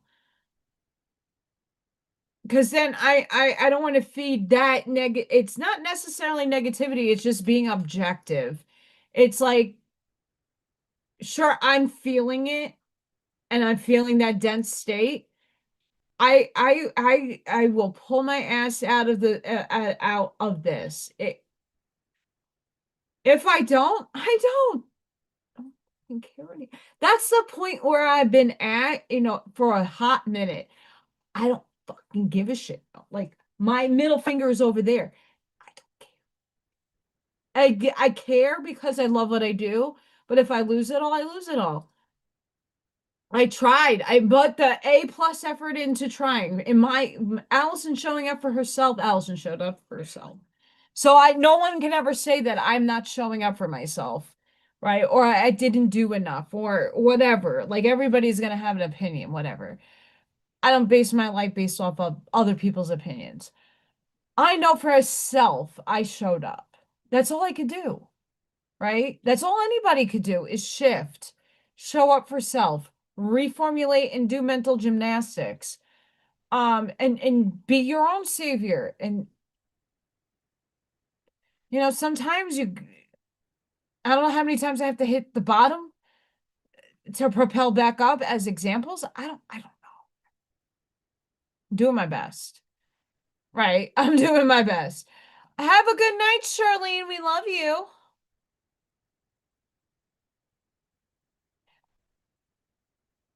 Yeah, the fire horse has to like the energy has to start working a little better for me. I'm getting tested. I get that. I'm getting the test, but from a depleted state with no expectations, no certainty involved. I just live. I show up and I live day to day until I can't anymore. Right? That's where I think many of us are at. But I think in the collective consciousness. Please have a good night, Charlene. We love you. We love you. Here's cute Freya. Vote for Freya. And here's some baddie action for Miss Charlene. We love her. She gets a little heart from me. Oh, I could do hearts. Yay. I don't know. It doesn't have a sleepy thing. Have a good night, though. I am picking this up in the collective consciousness. That's why I talk about it because I'm feeling it and I'm not alone. We're trying to understand the quantum work. Listening to a lot of this, like, and it sounds and it feels right. And yet it's not doubting, it's just postulating, is this another program? Is this a narrative?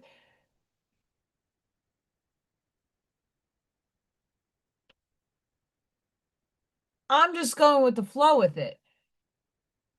Um, but that's the thing. Like what are we are experiencing this stuff. And we're sitting and doing the work and we're doing it for weeks. I've been doing it now for a month and some change.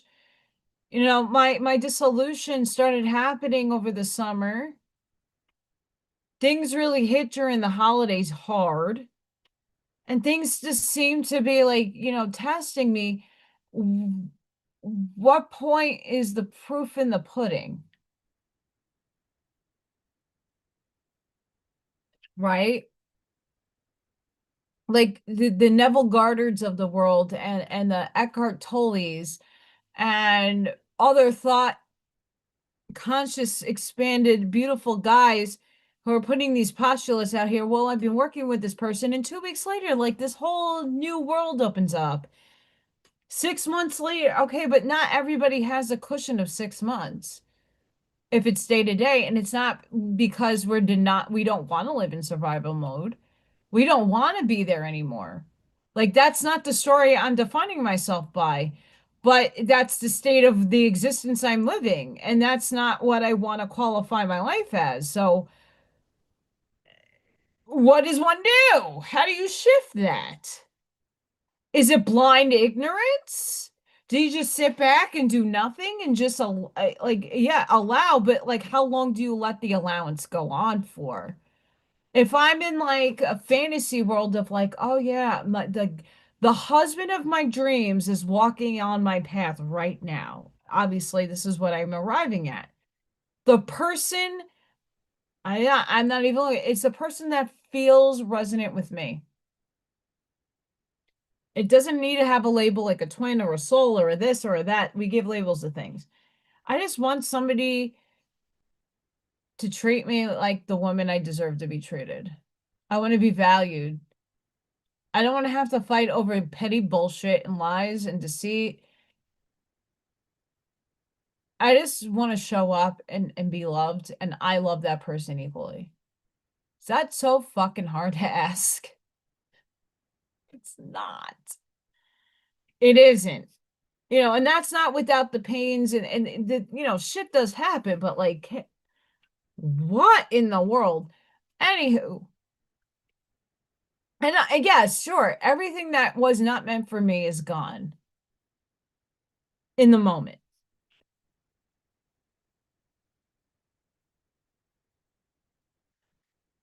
I'm going to read the rest of this. We're almost dry. Most people panic when people leave, when situations end, when they're suddenly alone. They see it as abandonment, as failure, as something wrong.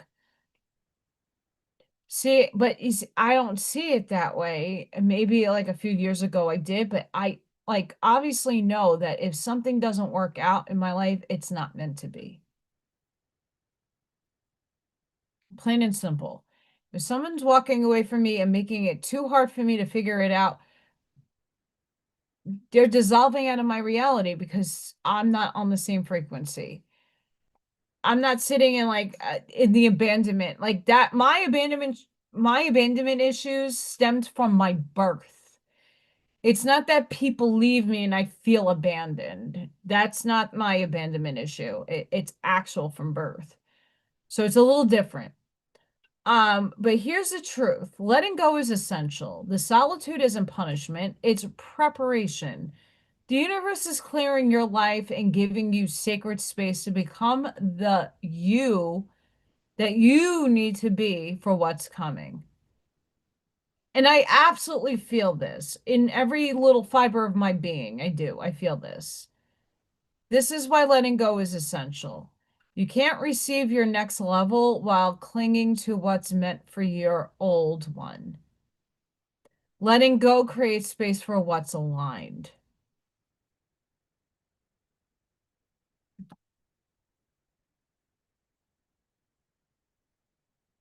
Love that.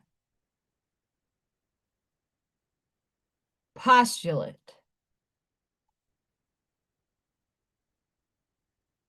The human brain, even when you're trying to reprogram it into the new paradigm, is still human. Still human. And it's not necessarily your ego needs to keep you safe to an extent. Your higher self is merging with your ego. Okay, so I'm just letting things go with the flow and I'm becoming the woman that I'm meant to be. I'm always the woman I'm supposed to be, right? We're making space to see what comes in alignment. Great. But human survival needs in humanity, there are certain specific things that we need to survive. That's food, water, shelter, warmth, and cooling, depending what climate you live in. Right? If you don't have those basic necessities, you don't have your health. Like if you look at a person that's homeless, sure, they're surviving. They're sitting on the corner. They're all huddled in. There are millions of layers in the winter and barely anything in the summer, and everybody lives out of a shopping cart. Those people can't survive. But now we have to ask ourselves the question, are they healthy? They're putting themselves at risk every day to exposure, every day to the higher percentage of being taken out.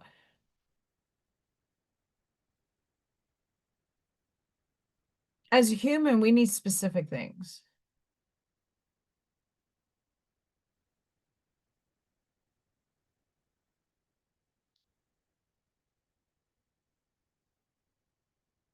Very true, Miss Ashmaya.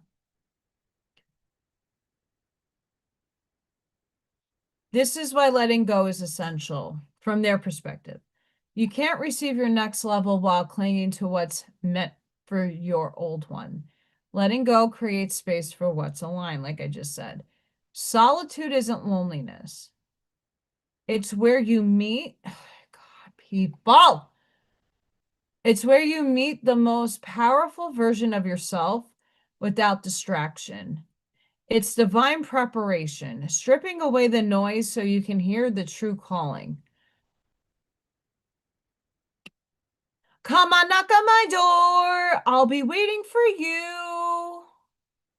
But what happens if we're in our calling right now and it's true? Do do do do do do. I will address what just happened. I get people who feel that they need to impress, and I love people to death. Um, their stuff, their posts. Uh, Listen, as much as I post on my page, vote for Freya, do you think I'm spamming everybody in my DMs, my messenger, vote for Freya. Do you think I'm specially messaging all of you going, hey, do me a favor, vote for Freya? No, no. A, I don't have the time. B, I'm not forcing nobody to do shit that they don't want to do. And I'm happy that people think they like it, but oh my God, it's all day. And I only allow a couple of people that actually send me good stuff to message me. But these people that really barely know me that just keep like,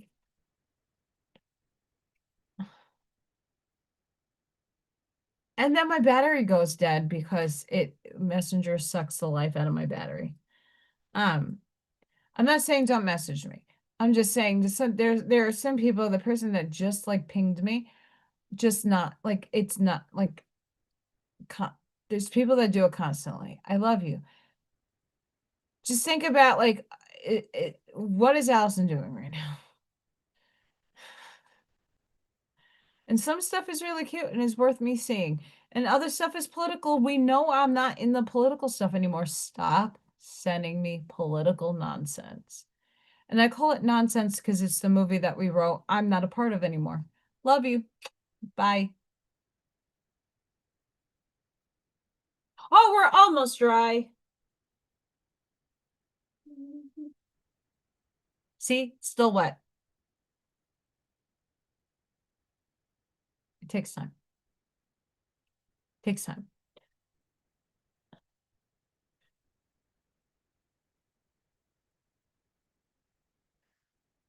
What's leaving wasn't meant for your next chapter. Trust the clearing. How to embrace letting go. I'm not resisting solitude. It's my happy state. I like it. I like my hermitum. I really do. I get a lot done in my hermit time. It's sacred time to rebuild yourself. Oh, thank you. I am 9XX. Thank you so much. You get all my special emojis. Were you even in the chat, my friend? Were you in the chat? No, well, welcome to the channel. I really thank you so much for that blessing.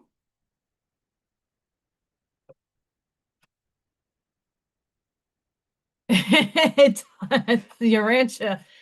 I'm gonna put a pause on this article in 2 seconds. Okay. I was talking to Scott about this the other day. I align with a lot of some chapters, not all chapters. Um, I want to say that interview with Paul. Paul read the Urantia book multiple times. I do an interview with him, and he actually read a chapter, like a paper way later on, talking about Yeshua. And like the evolution of the book, there's a couple of perceptions and programs and narratives that I am not against, I'm not for. It's just um from other people that I know that have channeled that it's from it's just like the Owaspe is from the Anunnaki and maybe like a few other offshoots, hybrids of Anunnaki. The Urantia book is also channeled, and it's also from entities who have a specific perception about the orchestration of the universe. So it's a perception.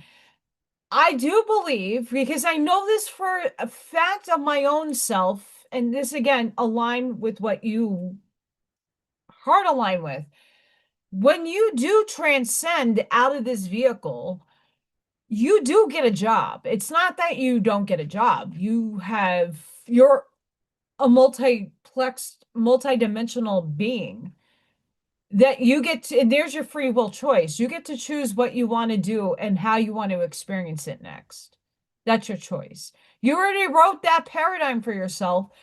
Like my light body has a mission and does its thing. My light body is probably where I'm going next. That's where I'm being drawn to. But other people might be the Palladian on the ship. Some people might be the guy living out the experience on Orion, whatever it is that you're going to next. And then you have jobs. Like archangels have a specific job. Running angels, there's angels that run for you, meaning they're putting the energy into the field to manipulate energy for your win, to make like that parking spot appear. Right? That's using the quantum field, but using also those higher ended entities to help you magnetize things. There's push and pull and energy. There are jobs up there. And I do agree with the Keys of Enoch and some other books that there is an office of the Christ. I just don't know to what capacity and how in depth the rancher goes into the depth. I don't know how complicated it actually is. I don't know if it really is. I'm not convinced it's that complicated. I mean, to a higher density being, that complication to a human brain is like, whoa, that's a lot. But to them, it might be nothing. We're not there yet to know. But I don't like the Satania terms, Nebadon, Morantia, like Urantia, like there's just some funk on the names and the language and the verbiage that I'm just like, just keeping an open mind but being objective about it. But I actually hold more resonance for the Urantia book than I do a Waspy. Big time. And that reading is coming out probably tomorrow. We'll see what happens. Yeah, I mean, from what I channel and what my parents and all my descended, like transcended into another energy, everything does have a level of expression. Everything does have a level of ascension. So this is just, we're doing it in the human form. And next time we transcend, we're going to go into this whatever we choose for ourselves.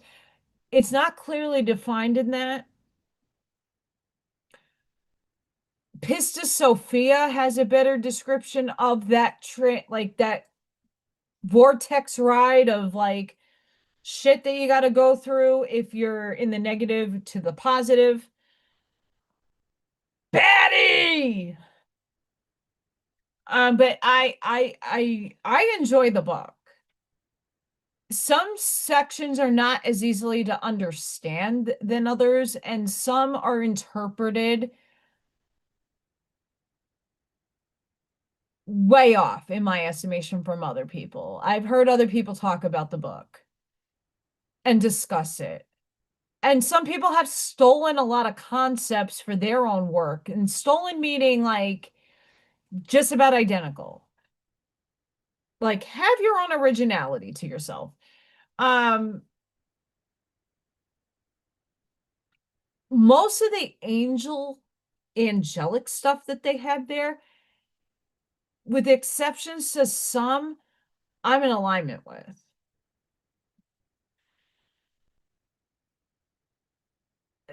The seven mansion worlds, I do believe that I don't know how that looks dimensionally, realm wise, and what we term space is interpreted by everybody. We have Jerusalem, and we have these terms that are displayed in the book. But like God is Satan, Satan's God in my estimation, my perception. If God said let there be, and here comes Satan, like Satan's a part of God. It's shadow aspect of God, good and evil. third dimension, but that's from a third dimensional viewpoint. We're shifting densities, we're shifting consciousness. We have to evolve out of that separation limitation paradigm. Like we're learning how to start. This is fourth densities to start to unify, harmonize, transmute, alchemize good and evil, and bring it into a semi-neutral space. Not to say don't take a side. It's just to say, see the expanded viewpoint of why it's happening in the first place and understanding the concept that everything is source. Everything is God. Nothing is outside of you. And we're all individuated to have this experience. We just chose to come and evolve with it in a human form. So there is a limitation in the physical sense, but not in the mental sense.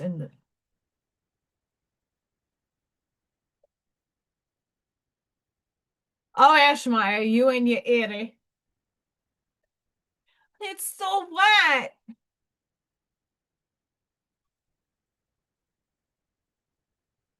I might scribble, like draw scribbles. But I make forms, I promise. I do weird things. I do what I'm called to do. Um, yeah, but thank you for that. I appreciate your your gift. It's appreciated over here.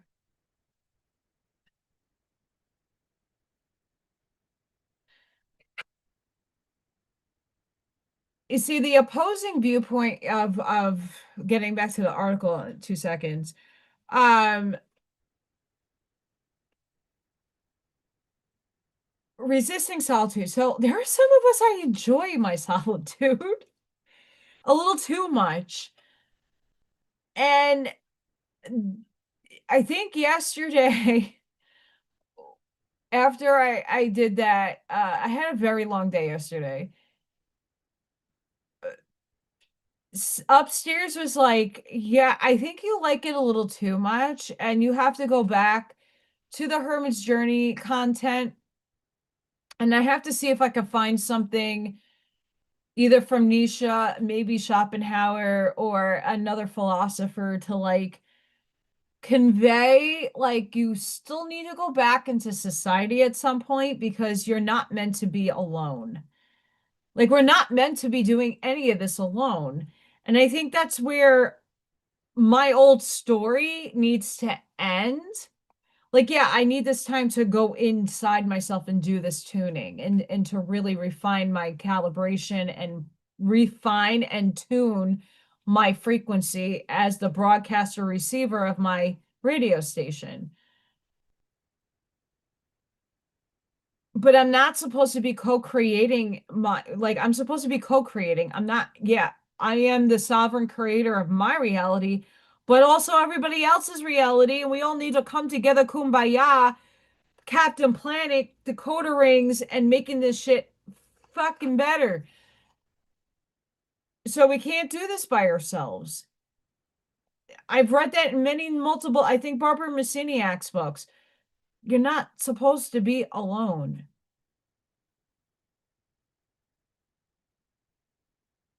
I blew out my light bulbs. I need a ground. I need a physical ground.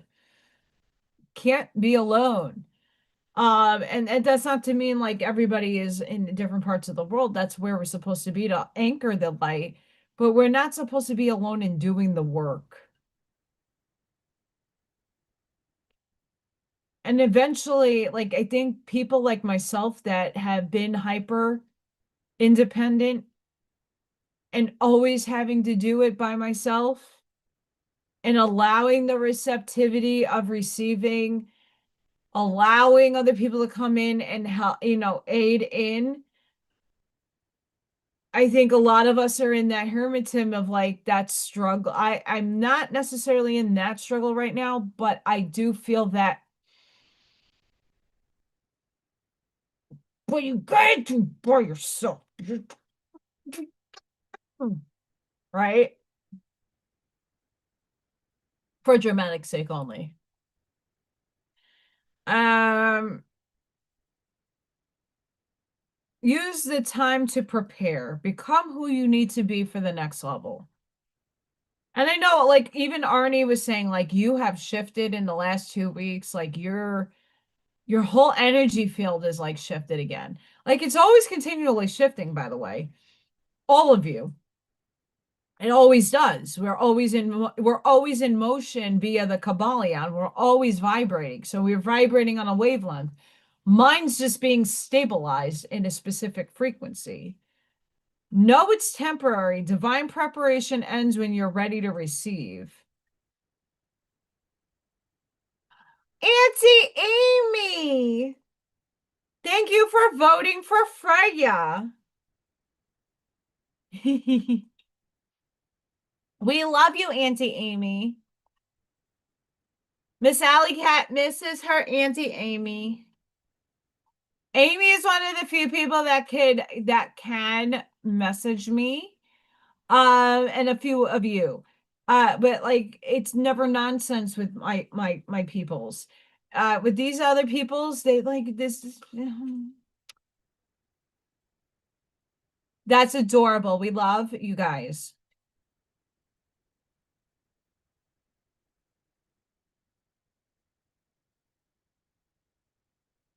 Well, you tell Rob I said hi. I said hi's. I said Elise. I said hi's. You are so much loved, girlfriend. And I put some little Thor photos out on my memories. He did not show up. I don't know if he showed up today, but when I got home to make coffee to go to my other meeting, I did not see him. And I've been calling him and I haven't got him to come up. Baby P's been eating his food. And then a little raccoonie last night was trying to like nudge Baby P out of the picture. So I had to scramble both of them out. I didn't want to do that. But those raccoons are vicious. They're not nice. They're cute as trash pandas. They're so cute. But they're not nice. And Baby Pete deserves his food. And then thank you to Scott who helped with that last order.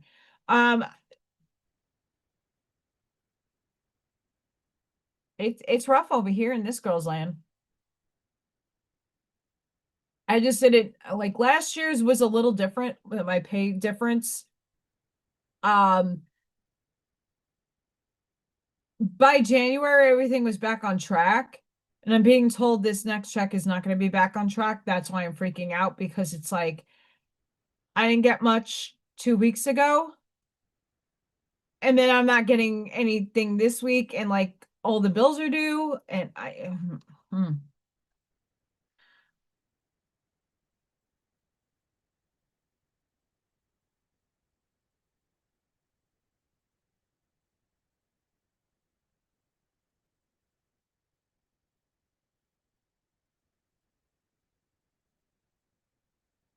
my daddy just sent me a picture of himself.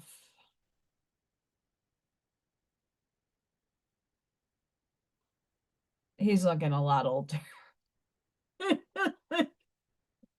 My dad is looking a lot older. That's my daddy. My white hair is from him. That's my dad.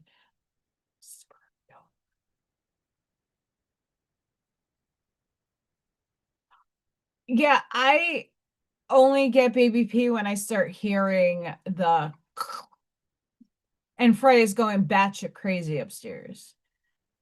He doesn't come every day. And Frey is just cute as a button. And then Little Thor, it's when I can capture him on camera. So we're still working on a time scale. But it's gonna get cold again, so I bet it's gonna be an everyday thing. What the F?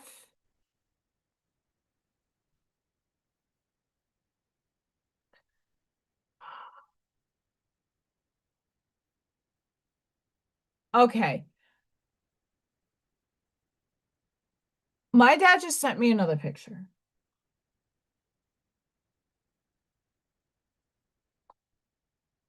I don't even want to ask him this, but I have no choice.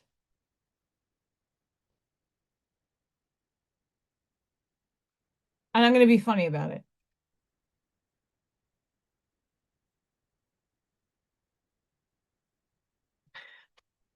It's funny. I'm just like in awe right now.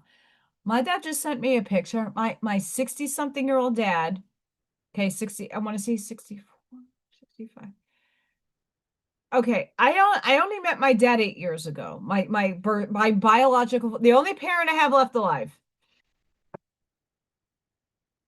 The only parent I have left alive, okay? And we barely talk.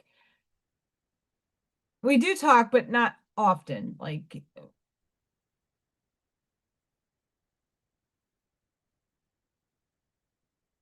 I just asked him, is that a redneck mullet? My dad grew his hair out. Like my dad has like white, I'm not showing the picture. I'm not going to embarrass him like that. Like this is embarrassing. Is that a mullet?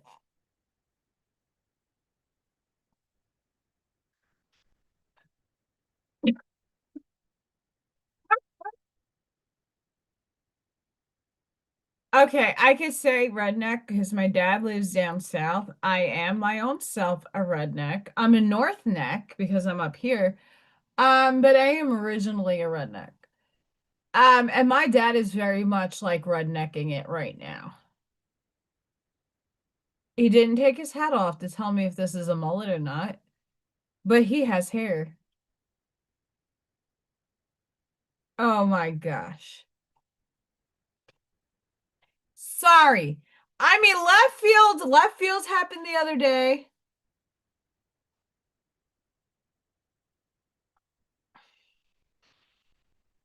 Universe is testing me constantly. Love you, Dad. Okay, back to actually quantum stuff and fun stuff. I embrace this letting go. I trust the solitude. I am being divinely prepared for my greatest chapter.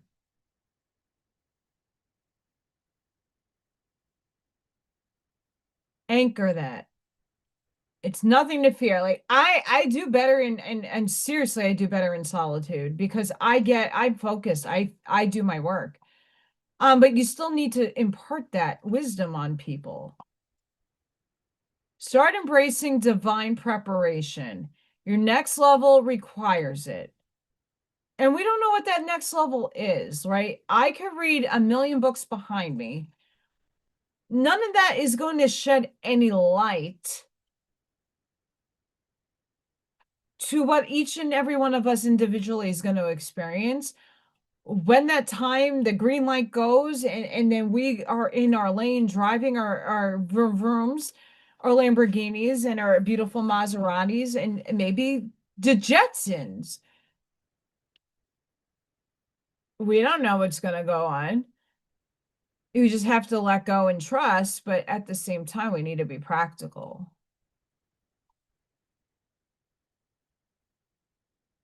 Well, I'm 9XX. If you're leaving, have a great night and thank you for your support. You're very appreciated around here. I should be actually having your rancher read tomorrow. That's the next I try to keep everything in a series. Um, and once a Waspy is done,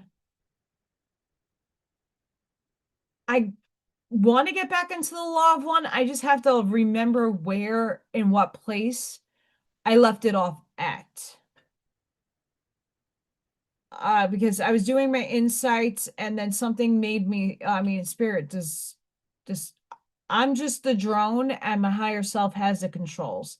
So I go based off what upstairs wants me to do when it comes to the books, because there's everything is synchronistic. It's supposed to be delivered when it's supposed to be delivered. So I'm still figuring out what is the next to replace that. we'll get there. We'll see. I'm still streamlining the Irreducible book. I am trying to tackle a bit more reading.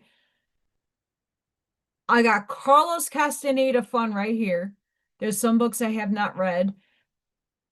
I got this other book I'm going to read next, and I'm like, I gotta read that.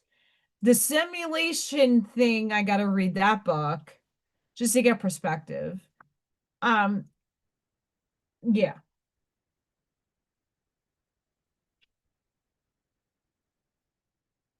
No, in Allison's world, but we're gonna just go with that. Yeah. See, not dry, but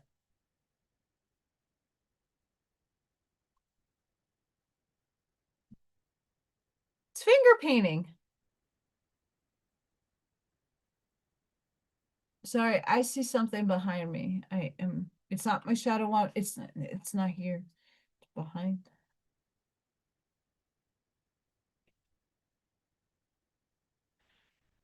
Look how Spirit shifted the camera.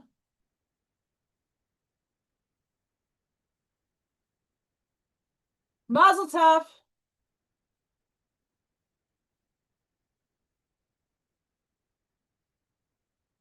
Hmm. Oil pastels.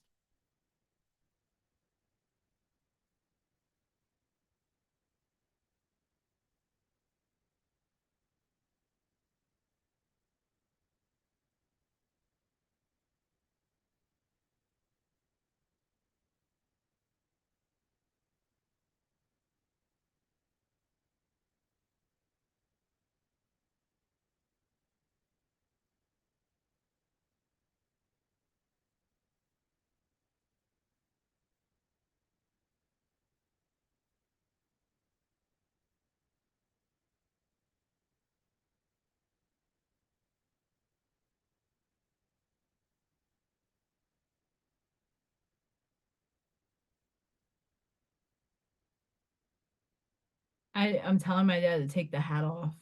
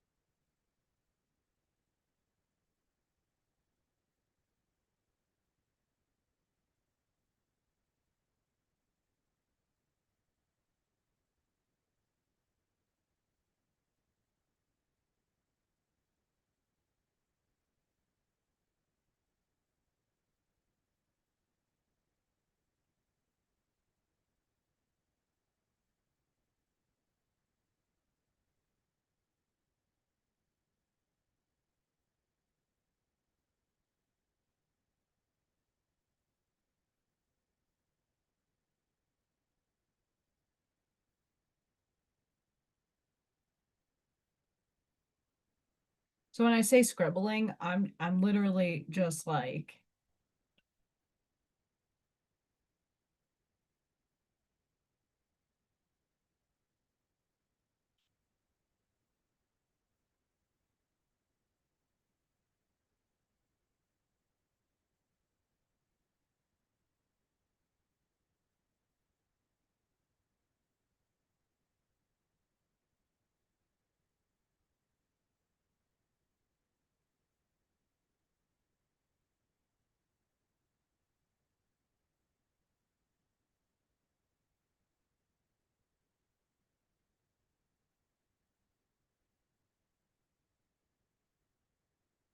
I'm a scribble spot, a rainbow of color, all in one dot.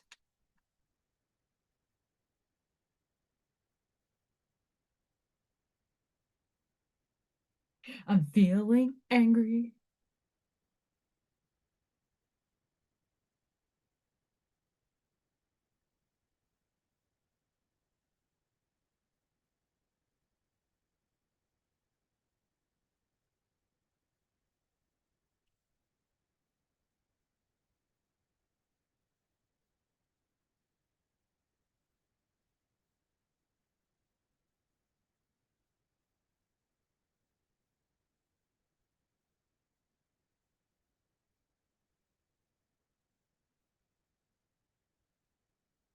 We're not there yet.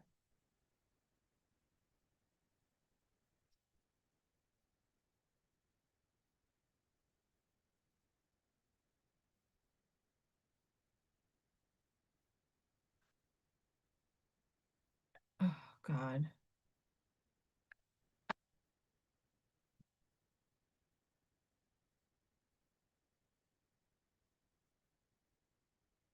Then he sends me pictures of my stepmom that it wasn't really my mom.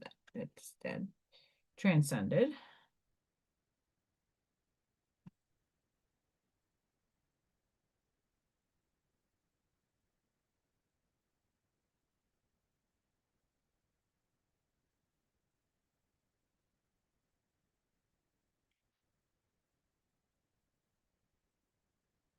My dad's sick in the mother effing head.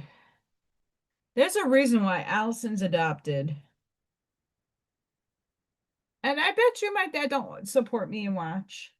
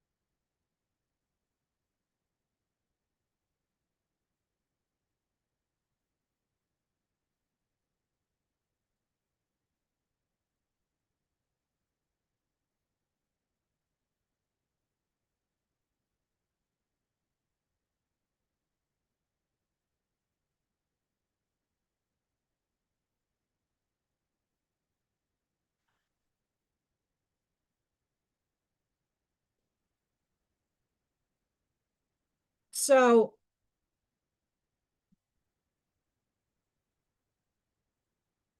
I had to stop listening to that particular person because I was all about that person in the beginning until inference happened in the being of my reality. And then another person in her started having an ego battle about Anunnaki. And that I had to tune out to because I don't bring that into my reality. I'm not creating her loop in her programming that she gets projected. And I'm not saying she's not there and that's not true. I just don't align with her anymore. And like Ashiana Dean, her too, like I would have known I lived on a Stargate if it wasn't for Ashiana Dean. But there's things in her work that I also don't align with. I see an expanded picture, and it's up to us to just, again, allow yourself to know what is true for you. What's true for me isn't true for you. And that's the thing about all the books behind me. There might be truths on a frequency that does exist in the multiverse. I'm not saying it doesn't. There's just alignments I have with certain people that just dissolved because I wasn't going to feed their looping of a narrative. I'm not saying she's not that whole Neptune.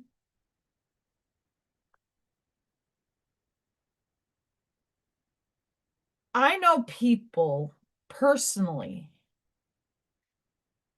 who she used to and come in on Telegram. And I used to be a participant in a group that held space for her and her Palladian friend. I've heard the transmissions from him. not through her, like in. So I believe a lot of what she's projecting, sort of. But did something shifted in her? The Anunnaki's not here to save us. We have to save ourselves.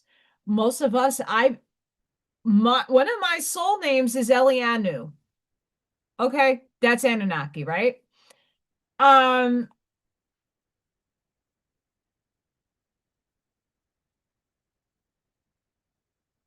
I have some of her up on the shelf.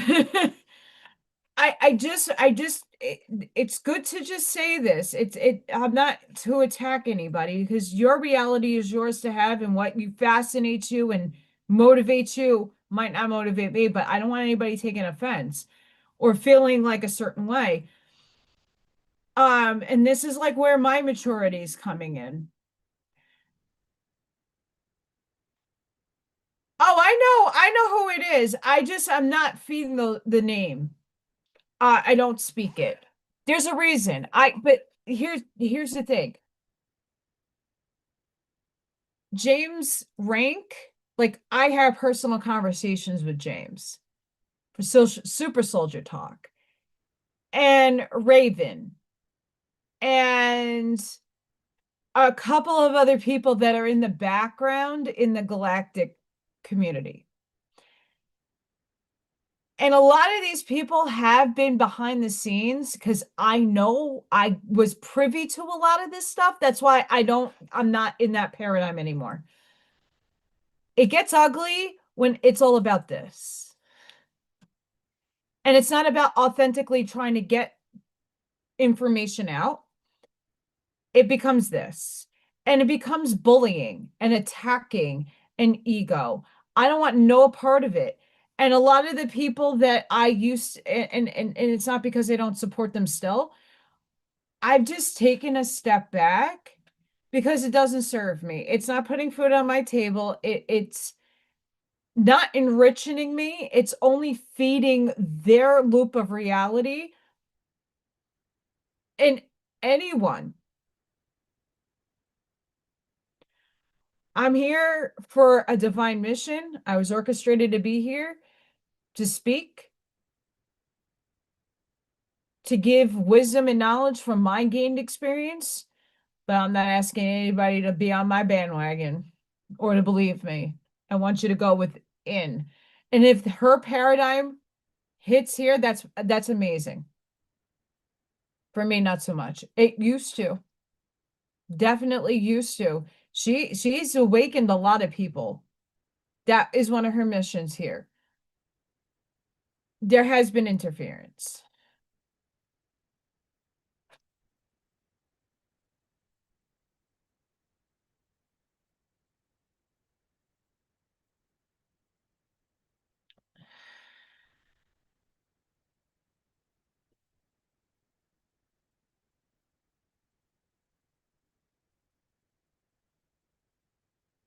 My dad needs a biker bandana. It won't be that bad. It's not a mullet. It's not a mullet.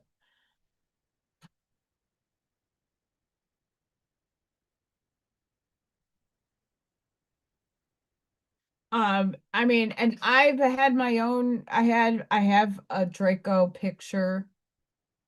I mean, you can make the claim it isn't. I didn't doctor shit, but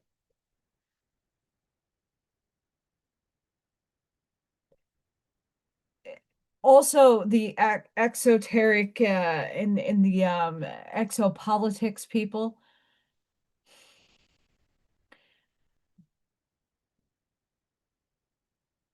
And why I say that is because there's still people like James Rank, even though he just transcended, and like Journey to Truth, like they will like Tony and the ones that host all these like events and stuff. There's a script, and I'm not a part of it. And that means that you don't need to be a part of it. If that's what makes you excited and that is your highest excitement, go for it. I just know from the political people that I used to be affiliated with, and hearing a lot of that background noise and the people that are behind the scenes orchestrating shit. And then I know from the galactic community being in it with really like very involved people, I'm just gonna flow in my own lane and do me. I'm not opposed to people's books or supporting them. I obviously have a ton of books behind me, including hers. But you know, people, if people get butt hurt,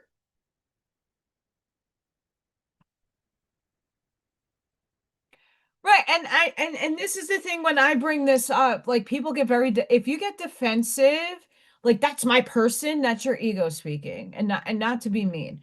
Um, like you can have an opinion and oppose it and not get defensive. Like you know, unless that person is gonna come to me and like, bitch, why are you talking about me? No, I'm just pointing out a fact. Like this is a big part of it. And until you bring me back like legit enemy, like this is the problem that I'm having, right? I've had a lot of experiences in my own life. I don't really put it out there because I want to be able to tangibly prove it to skeptics. That's why I use a lot of the science, the quantum stuff, because if I'm going to be doing all this work that I'm delivering each week, we want to see, eventually we want to see results. We just want to say, well, Allison's just garbling all these words, all these terms. And if it's not working for her, why isn't it working for us? Right? I'm taking you guys on my journey, but I want to be able to show tangible evidence. Um, I know she can channel. We all do it. And, you know, I know people that know Laura Eisenhower like intimately. I know that there's a lot of people that I still have connections to in the background that I don't really talk about that still have the inner circle stuff.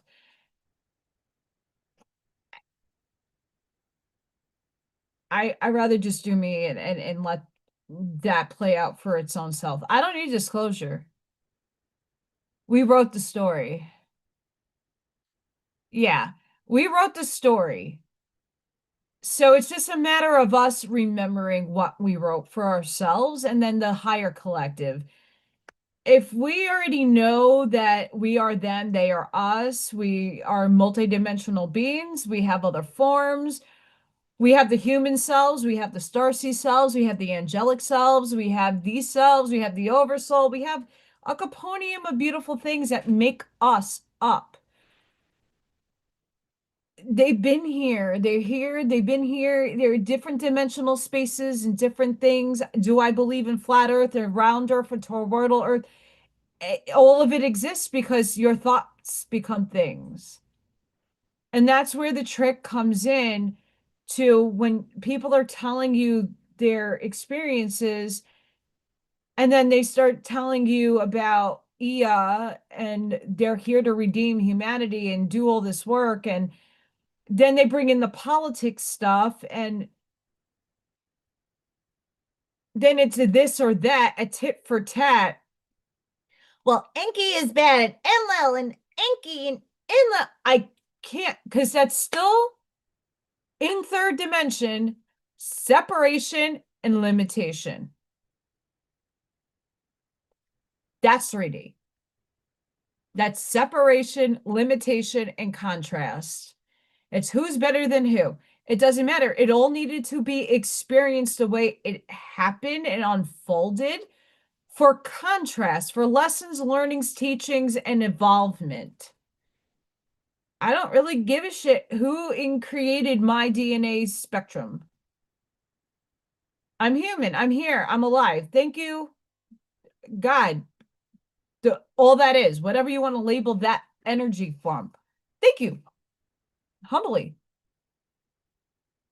but I'm not gonna, I don't like to I like to postulate, and I like to say go within to know what's true for you, because every one of us lives a different reality.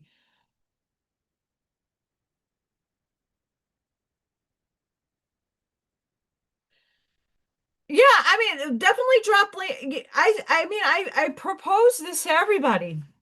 I mean, I dropped some links in the link section, but after the live happens, like the chat and the comments are open. If you want to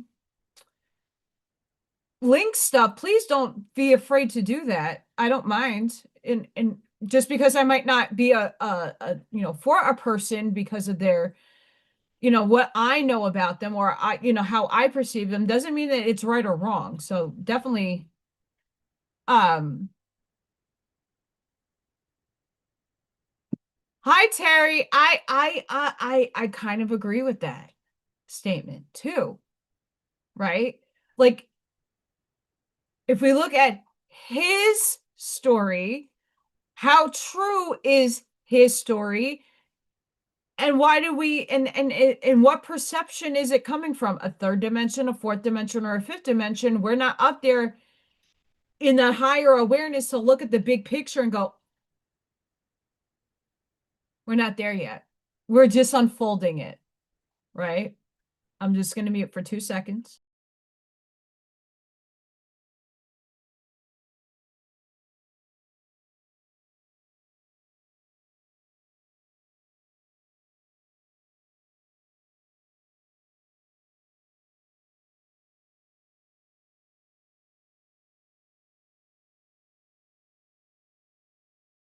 Okay, that's not beer. Obviously, it's caffeine. I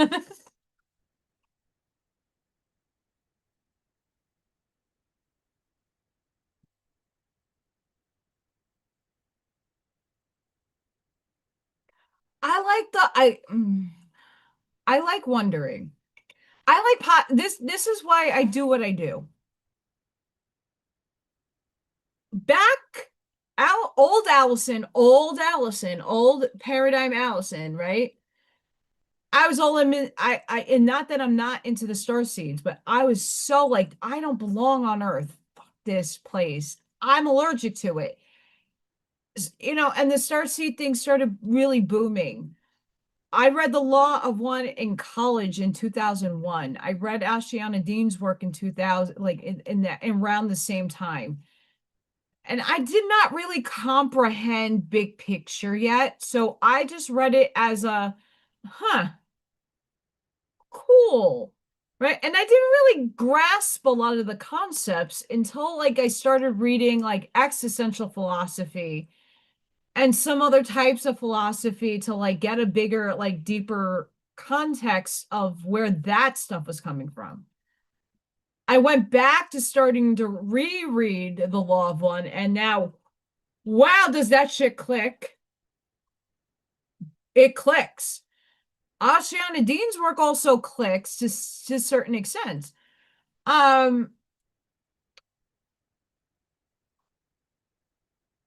but what we're all here to do, in essence, in my opinion, in my postulating, is to expand your consciousness. And why I'm driven to read the books that I do is because I've been exposed to so many people that are stuck on that one paradigm. Whether it be a religious text, whether it be a book like this, there's people that wrote to me like, hey, you got to be very careful what you say. There's cults out there. To having an opinion, people are going to attack you. Well, yeah, we're in 3D. But I like to have an open-ended conversation of saying, expand your consciousness. You never know. Like, I do align with some of the things that are in these books. Not everything. But that's okay, because my reality is mine to experience, feel, and live. You're not going to live the same experience as I am. You're not going to feel the same way I do every day, because we're all individualized. God wanted it that way. The source of all sources, the one infinite creator, the monad, the pleroma, the all that is, whatever you want to label it. The consciousness, it's having an experience through you for a reason. You have a frequency key in you for a reason. You're awake, alive, and breathing for a reason. We are now on the crux of an ending of an old cycle and two cycles, a major and a minor cycle. We're ending a lot of things, and this is like a very uncomfortable place for many of us. That's why I'm going into the quantum material,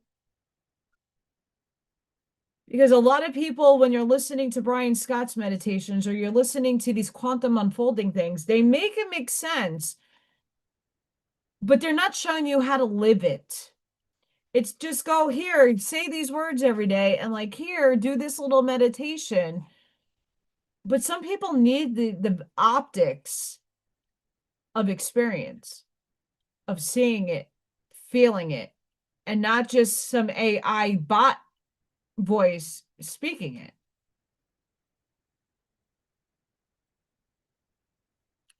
Is it? I don't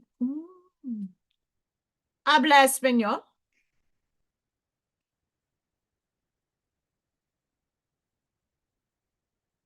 That's weird.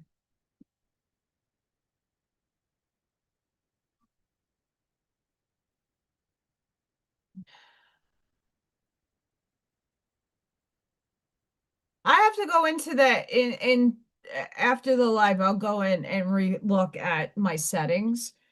Because I don't think I've enabled my subtitles unless you choose, like you can choose. Oh, okay.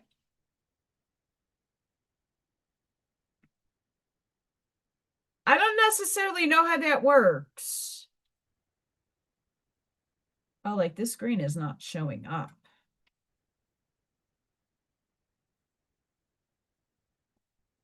I thought the slime green was going to come out nicer. No, but it ain't. Let's see about yellow.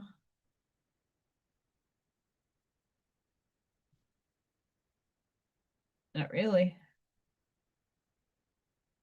I can't Basquiat it.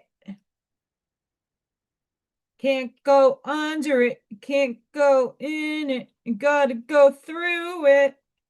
Stop. I'm going on a bear hunt.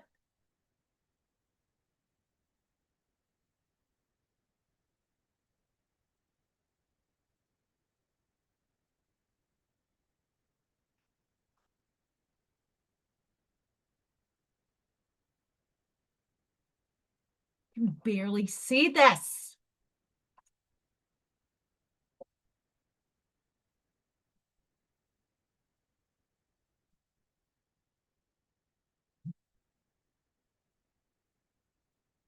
I'm afraid to put a paint stick on.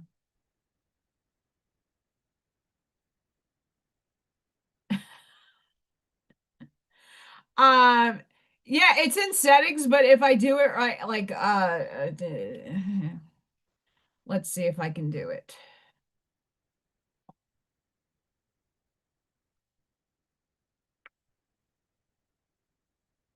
Because sometimes there are things that if I go in the back, it messes up.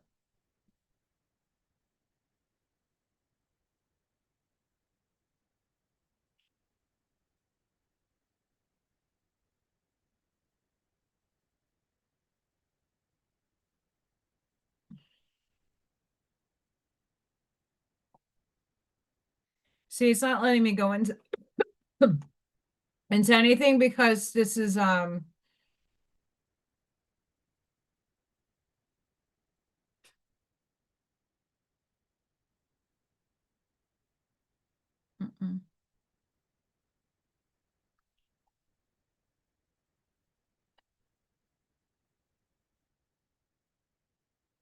Yeah, so this is okay, so here's the thing with the subtitles.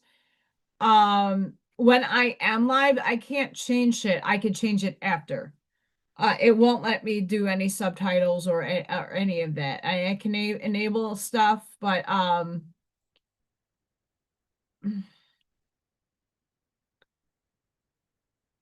just did. It's not letting me. Um And I'm on Zoom. I'm not on like Restream or any of that. People, people, people. Yeah, no, like my settings, I can't mess anything with it right now.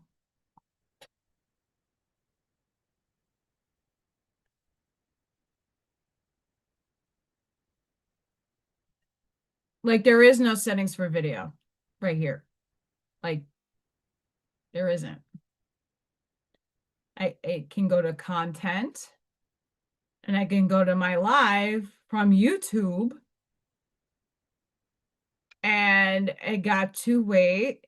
Your video is currently processing. Please check back later for subtitles. For any kind of thing in the settings here.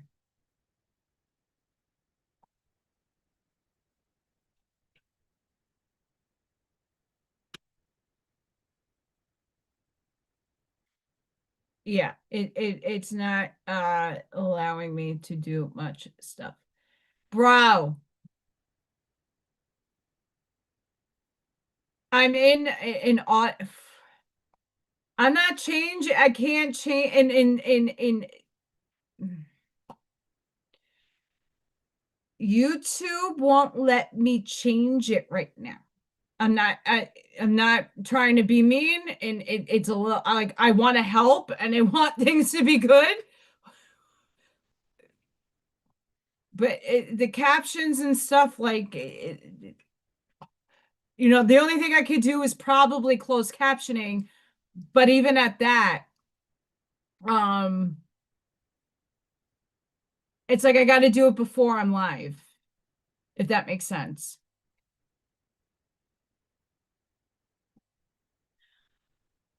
But if I go like I don't you see, and I don't know about the live because if I go to like a normal video, I could set the like on my end, like if I'm just watching someone else's video, I could put subtitles in, right?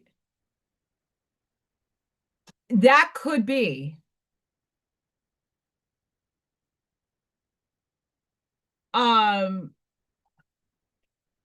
I'm not teching, ignorant. I'm just saying, like, there's just some things like I'm pulling up like five different screens right now, and I'm not like every option that I have for audio or for video and anything with language, it's in gray, meaning like it's not letting me press it or choose it or opt into it, right?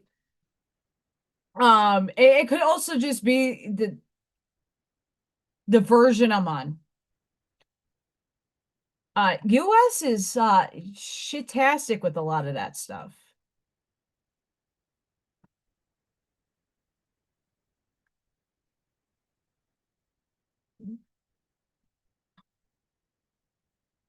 Hang on, I gotta mute it, put this on low. But we want to support our friend Michael Zinn. He has a guest on today, so I'm just giving him a little love. Holding space. I was on last Tuesday. It was really fun.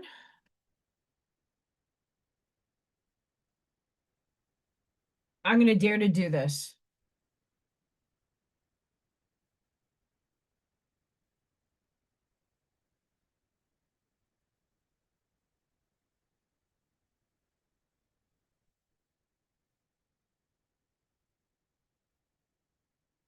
Barely see it.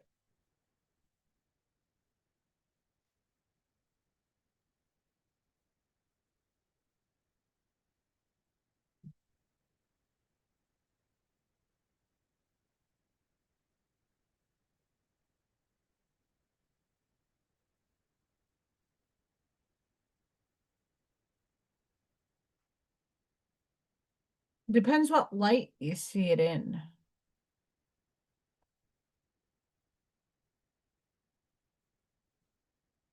Like you can barely see the green.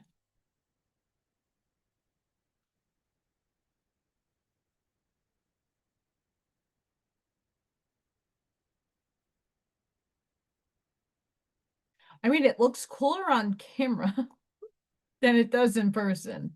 Not gonna lie. Not lying there.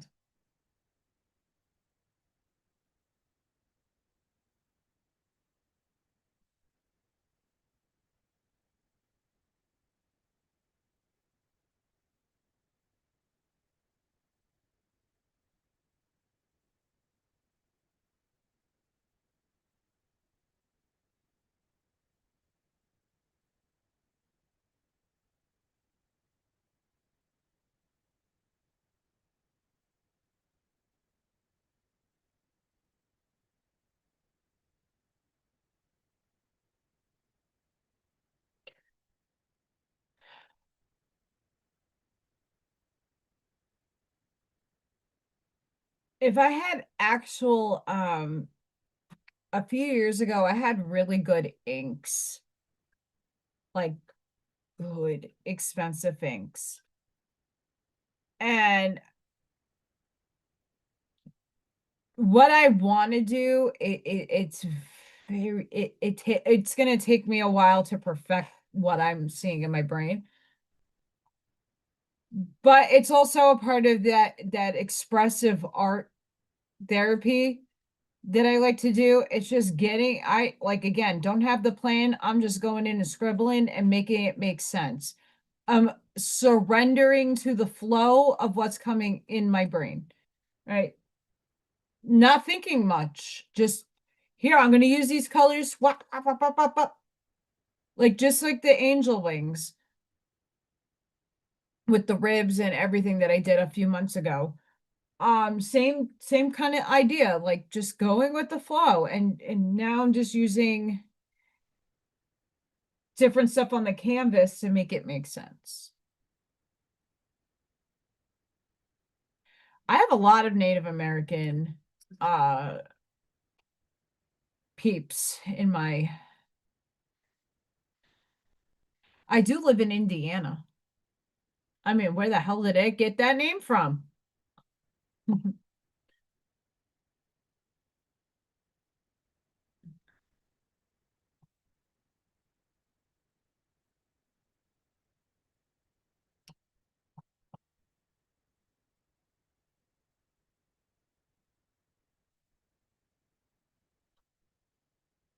There was another article I wanted to share with everybody.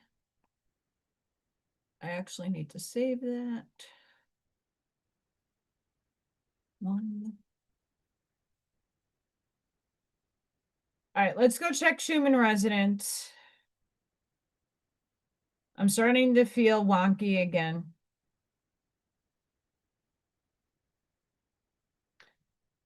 Not much of anything. Well, no, it just popped. Okay, so we're still gridding. For those of you that don't understand the gridding concept, back in the day,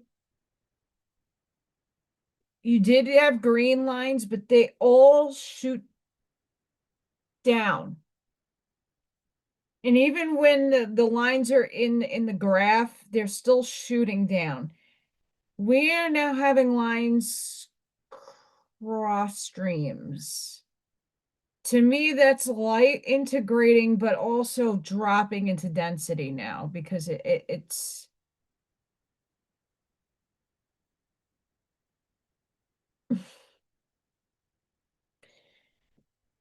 there is a light grid. A lot of us have been building this stupid, like, it's not stupid, but putting this grid together for a long time. I know I used to see myself up there weaving it.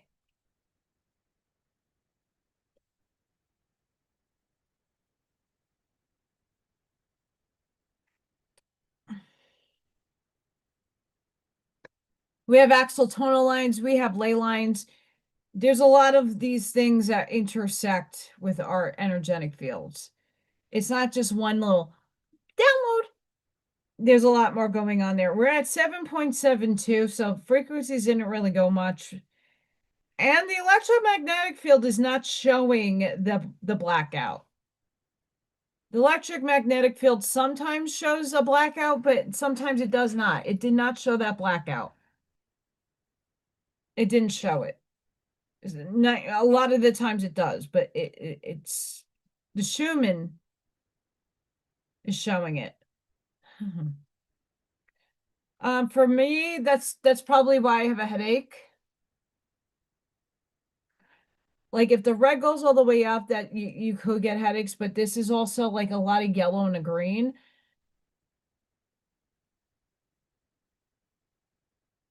Because that was a monster today. Plot seems normal.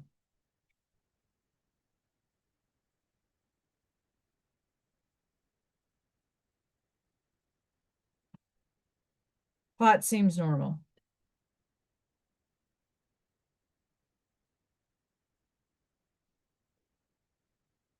Ooh. I just shared something in myself.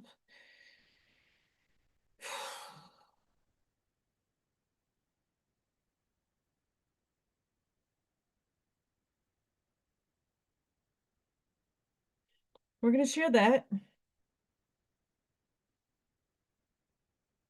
Ooh. Hi. I don't agree with the order. And I don't agree with all these starseed stuff. Galactic Center.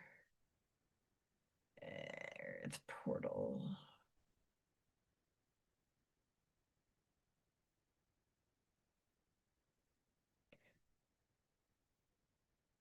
Oh my goodness sakes.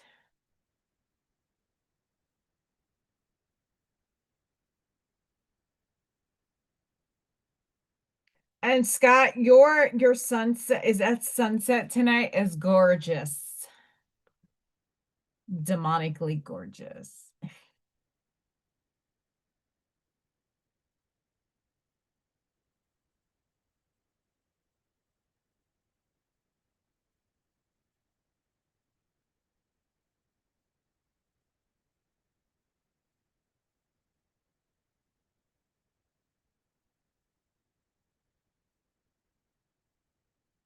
Hmm. Hmm.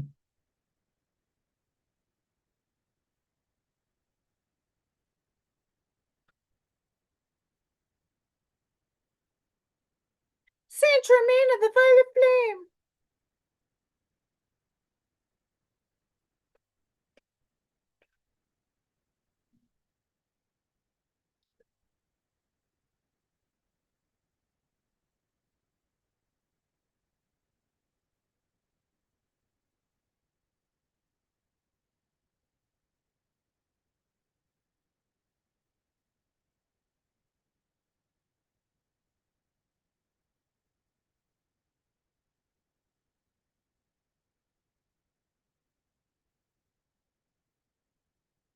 I'm playing.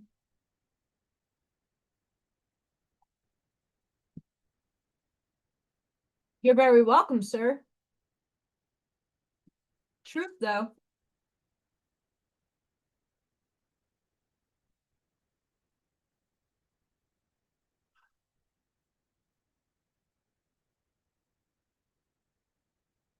But that's not art.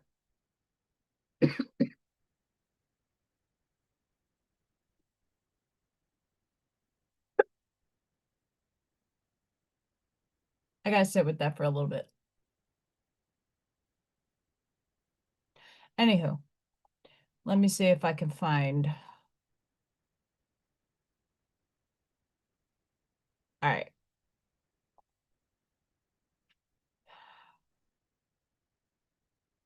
This is where I'm at right now in the quantum work. Silencing the static. You step beyond the first hum, but echoes still linger. The static doesn't vanish overnight. It fades in layers. Not because it's strong, but because it has been woven so deeply into the fabric of your attention that silence feels unnatural at first. You've been taught that noise means life.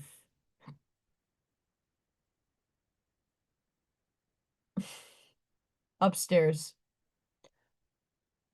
I have a low vibratory hum going on right now in my ear.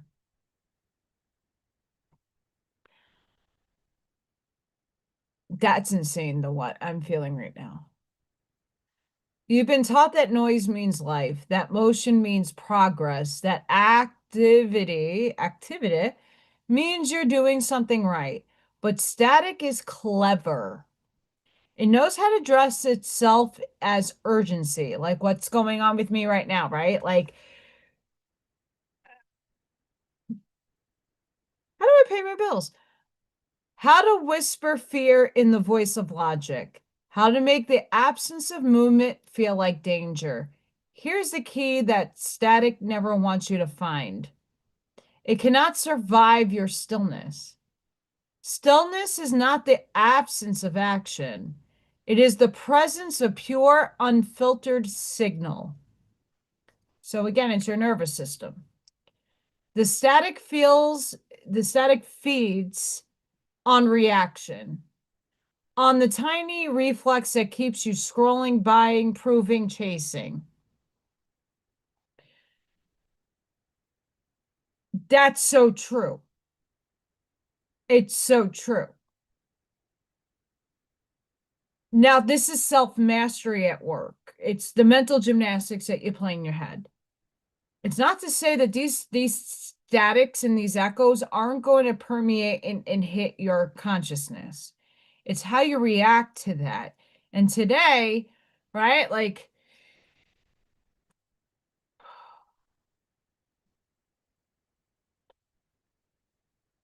I'm feeling the frequency and tuning into the reality that that echo is not existent.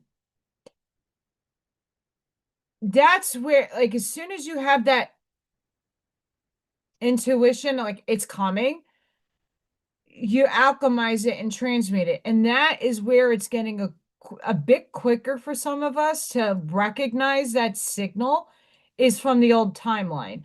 Like the bank account today is from the old timeline.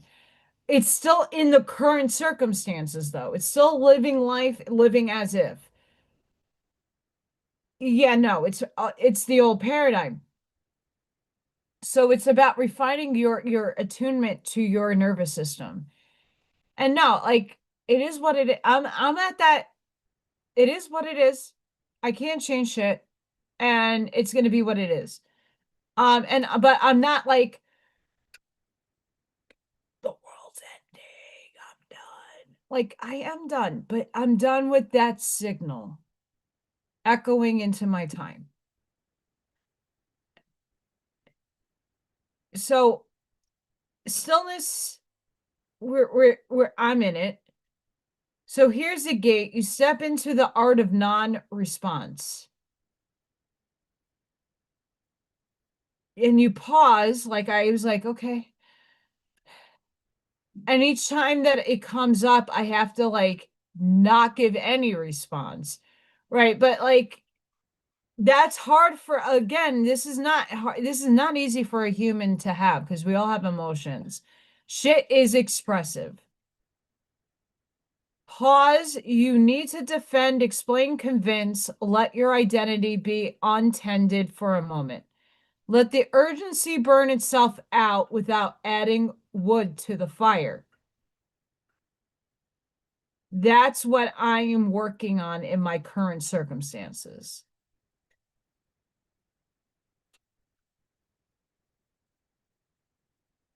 You have to let the space get so vast you're dissolving into it, being in the flow. Don't rush it. It doesn't compete. It doesn't calculate.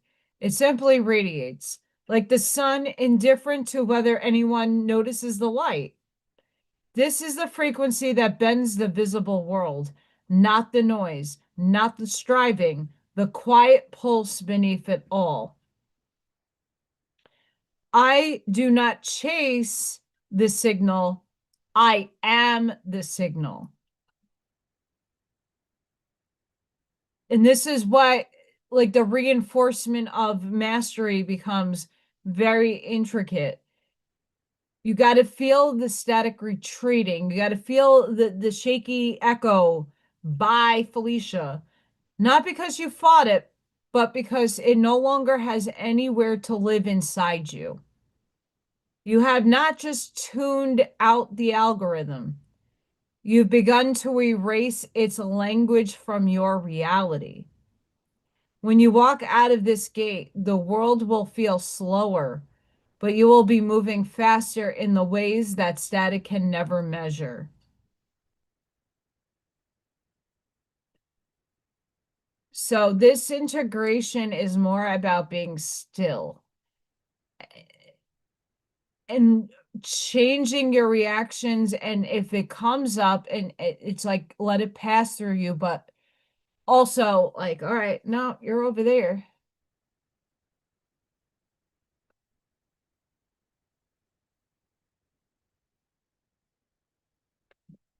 So this is why embodied frequency teaches the sacred close protocol as an evening practice. The digital sunset, technology boundary 1 hour before bed, the energy discharge, shaking and sweeping accumulated static from your field.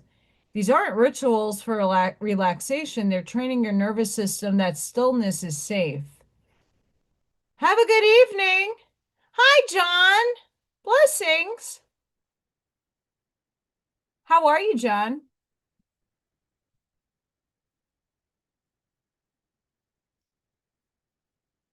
I'm so happy you guys come and hang out with me.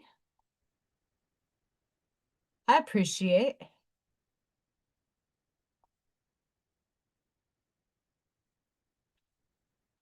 Hi to all the 8 people watching.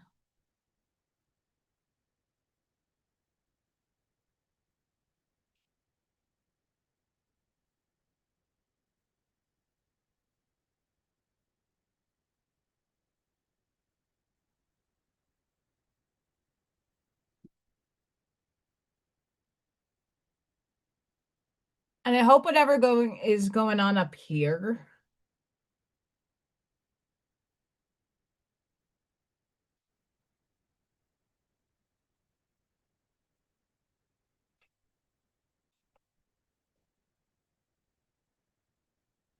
Because Allison can't afford any more Excedrin, and I'm not somebody that likes to take this stuff,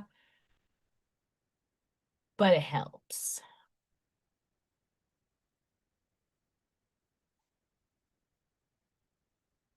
Dos left.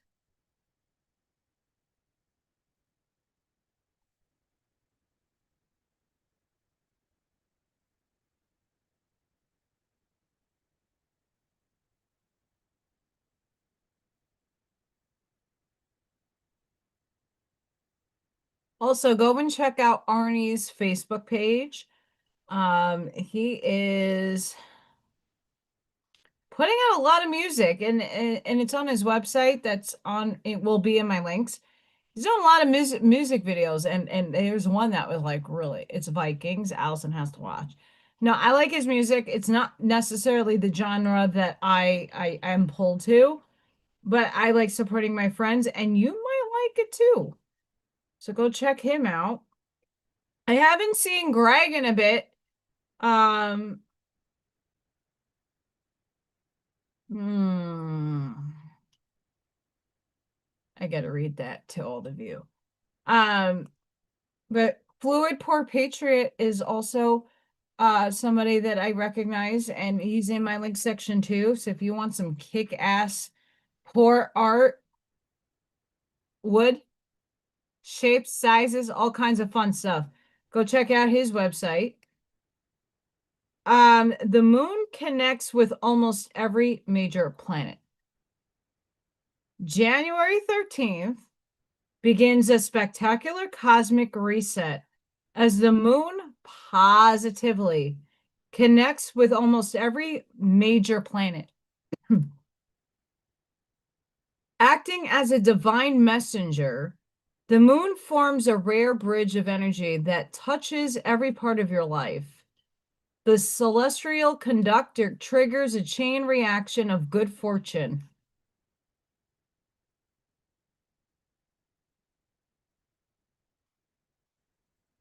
Stability.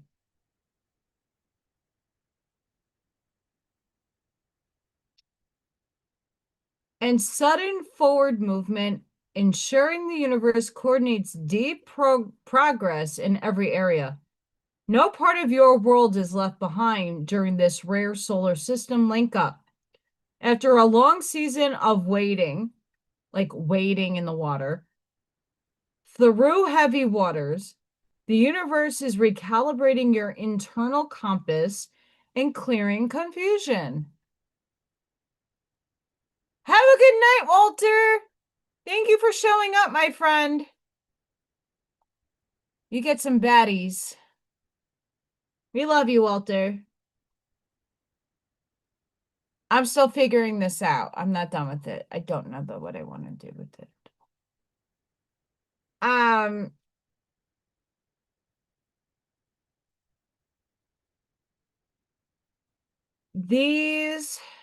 This is my dyslexic brain. These alignments remove blockages and exhaustion. Who here needs I need rest and I need to feel better. Me.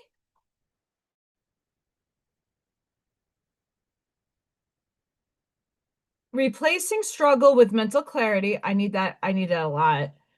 A fierce physical drive. I need that too. Even though I'm very physical during my day. Abundance flows through a majestic moon trine Jupiter, sparking sudden growth in finances and career trajectories.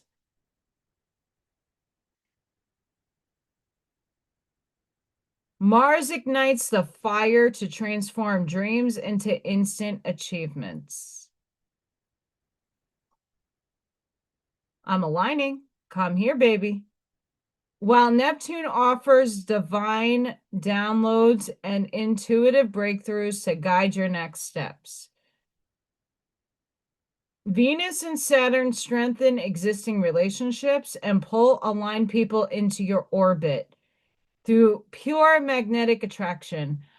I am observing the husband walking into my life.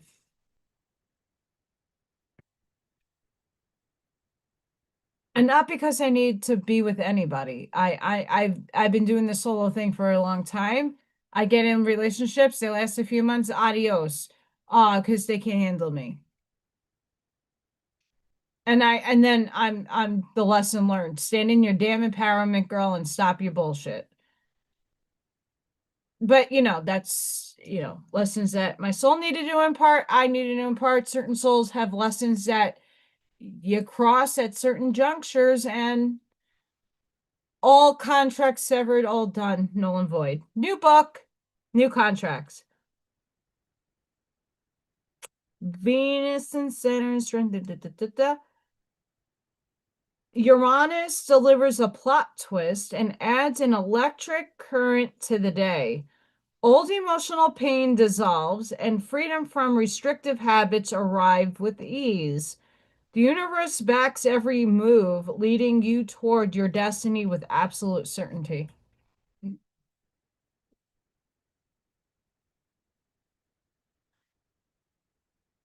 Now that I wrote and read, well, I didn't write.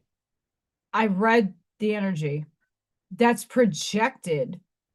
It's up to you now to ride on those words and ride on that frequency and understand where this falls into your life and how this is going to fall into your life. Not everybody believes in the astrology stuff, and not everybody is, but I have it. I don't know what it is, but in the contract of Allison Soul, like, this is it. Those divine relationships, whether they be platonic, romantic, friendship, whatever, like, doors need to start opening for Miss Allison here. I can't keep going on the way I'm going on. And now I'm looking for options of different places to move if that needs to be an option. I did not get clarity. I'm still here with a purpose and a reason. But I'm at, like, the Jeopardy theme song. And as each day unfolds, I'm doing everything in my transmutation, in my alchemy.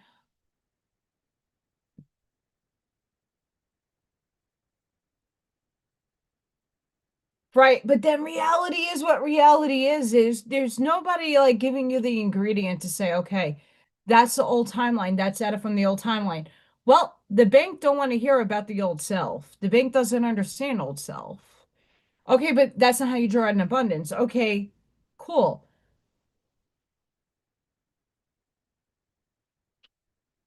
That's the frustration that most people are in.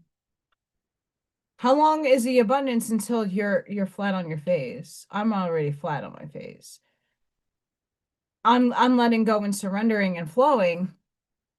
But this is what I get in the frustration in the collective consciousness when dealing with this stuff. It's energy to go off.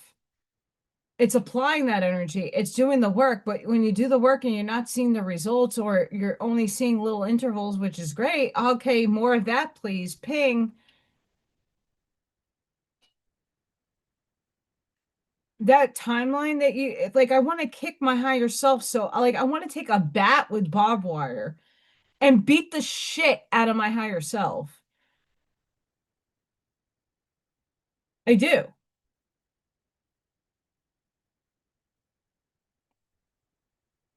Get here already, asshole.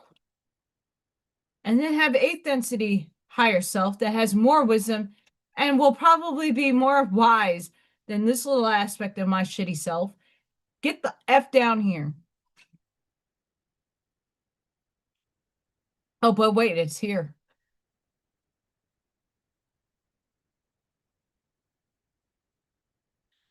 Or is it?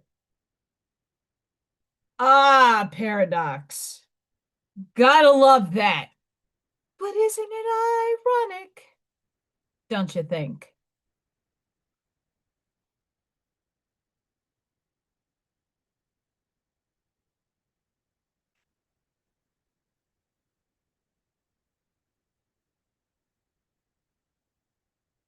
A little too ironic.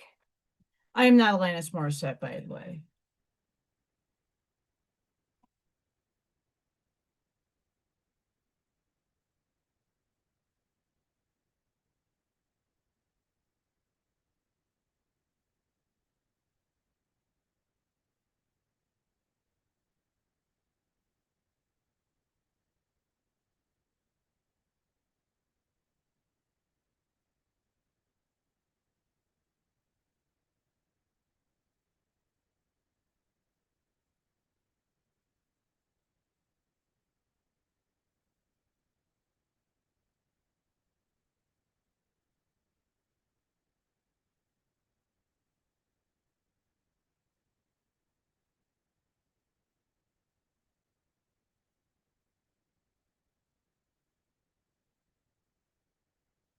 Mm. Okay, higher self. No, artist self. It's like if you put Mosh Podge on top when it dries, you can put another layer of paint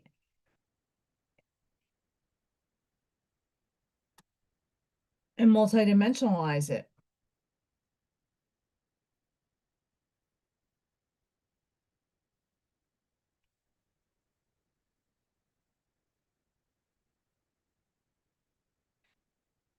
So what's already here that we're not seeing or you might see or like obviously art is in the eye of the beholder, mind you. You don't have to like what I just did. This is a being of a smaller essence. This is a vortex going upstairs. And this is the empathetic bigger being sharing space with the vortex in the middle. Basquiatish.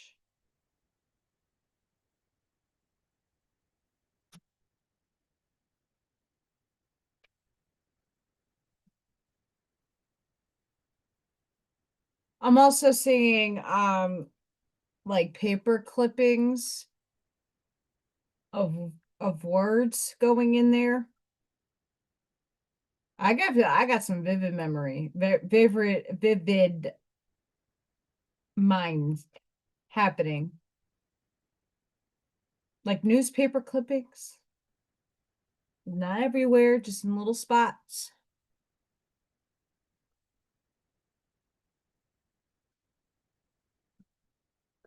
Oh, that's cool. I like that interpretation.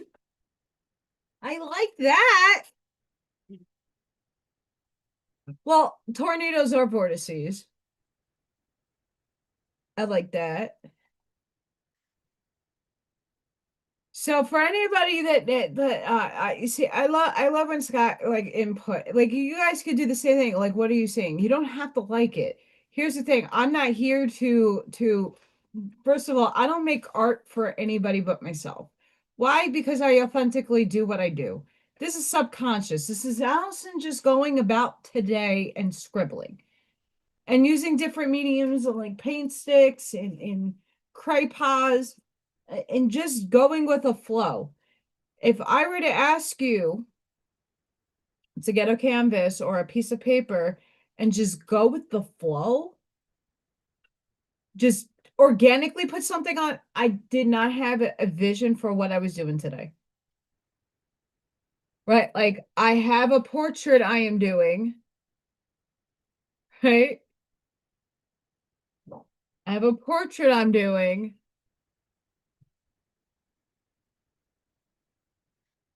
I got fire horse, unicorn horn, smashing a disco ball, right? Like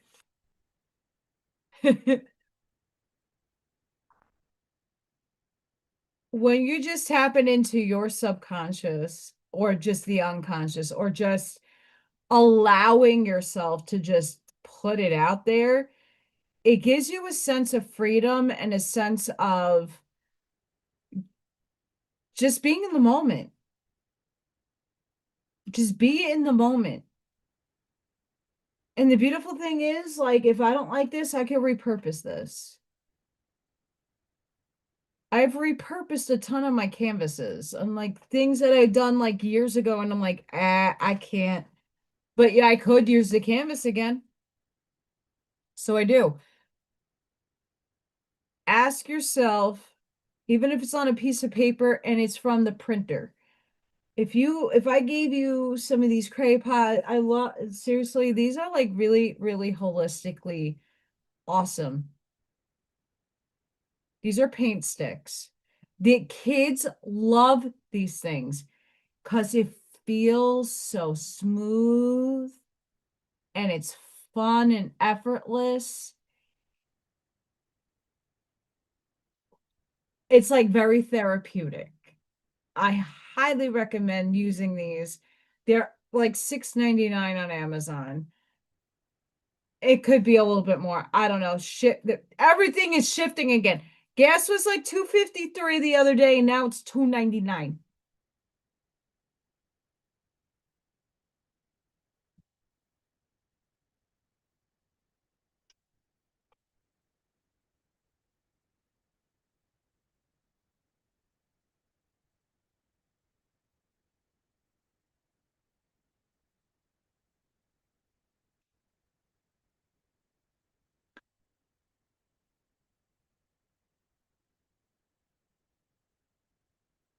Was it last Tuesday or is it Friday? No. When was I like whenever that for my teacher? Premeditated.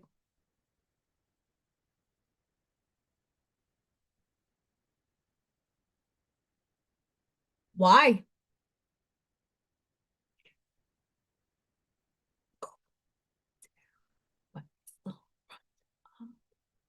Like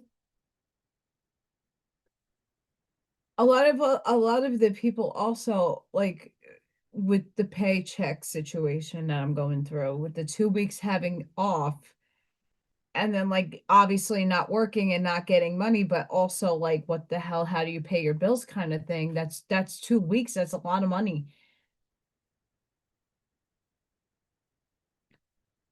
It's, and I don't like the school system here for that.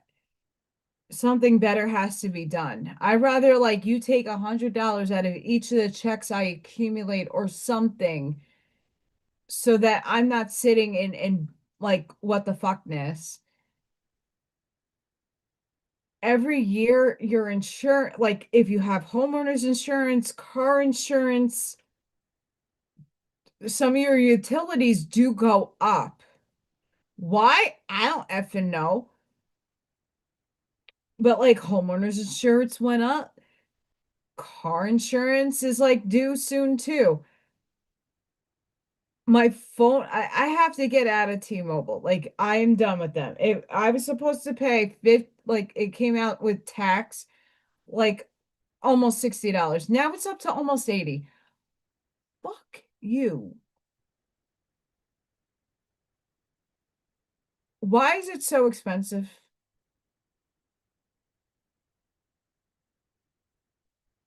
You keep changing your terms and services. It's a monopoly. I'm done. Um,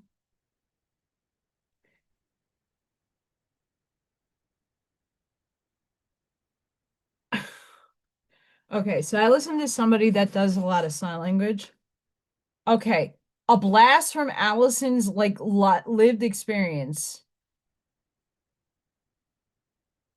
I lived in this damn fucking box half my early childhood.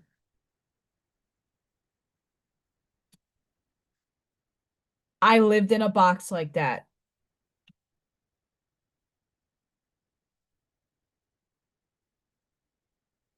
I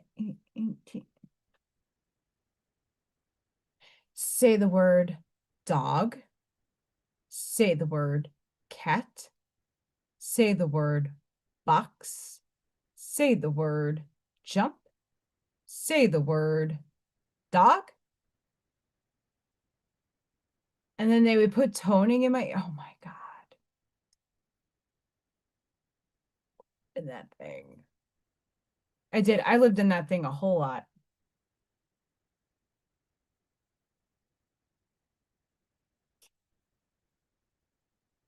It's monkey butt. Do-do-do-do-do. I haven't had monkey butt on in a long time.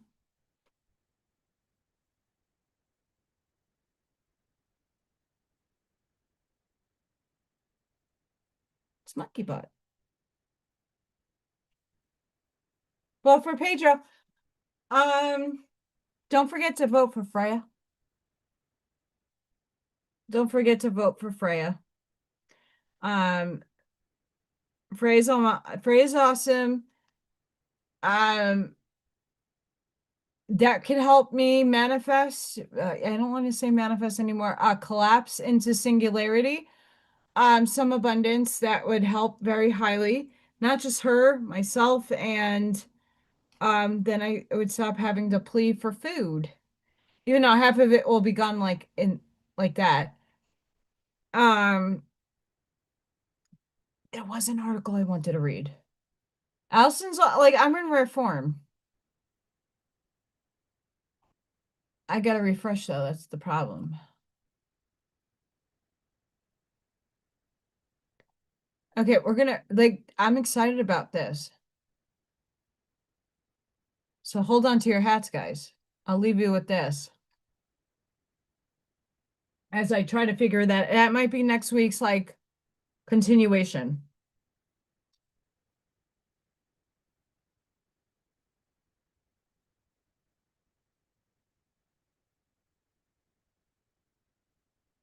For the first time, physicists have unified space and time in quantum mechanics.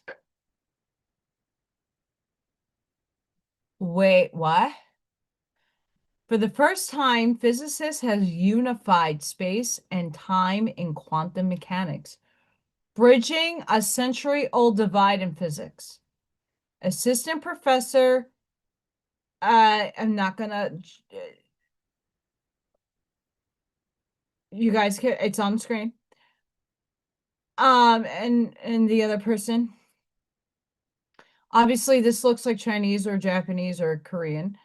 And I'm just putting that out there. I'm not sure. Have developed a revolutionary here we go, framework that treats quantum correlations across both space and time within a single mathematical structure. Published by Physical Review Letters, their breakthrough resolves a fundamental disconnect. While Einstein's relativity seamlessly unifies space and time into space-time, traditional quantum theory has always described spatial systems with quantum states. Density matrices! Yes! But temporal evolution through entirely different mathematics quantum channels. The team's innovation introduces multi-partite quantum states over time, which allows the entire timeline of a quantum process to be described as a single quantum state.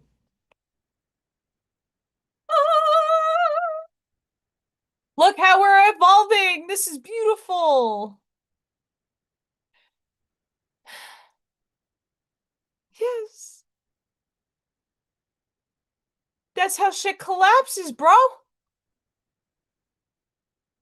By starting from just two foundational assumptions, linearity of initial state and quantum conditionability, a quantum version of classical conditional probability, they proved that the mathematical structure of these space-time quantum states is uniquely determined because of the observer. Remarkably, the framework connects directly to Kirkwood-Dirac quasi-probability distributions already established in quantum physics literature. The linkage suggests that recent experimental techniques like quantum snapshotting can now probe temporal quantum correlations with unprecedented precision. The method enables researchers to analyze both spatially separated quantum states and temporally separated quantum processes using identical mathematical language for the first time. Okay, what the hell does all of that mean? Allison's brain is saying, look, it's bridging density dimensions and using mathematical formulations to prove it. That's what it's saying to me. That it's like mathematically trying to prove the overlay. Because like we're looking at quantum states, we're looking at linearity, we're looking at the snapshots, meaning like they're quantumly like snapshotting certain things that are happening in temporal quantum states. And they're using a mathematical method to prove it.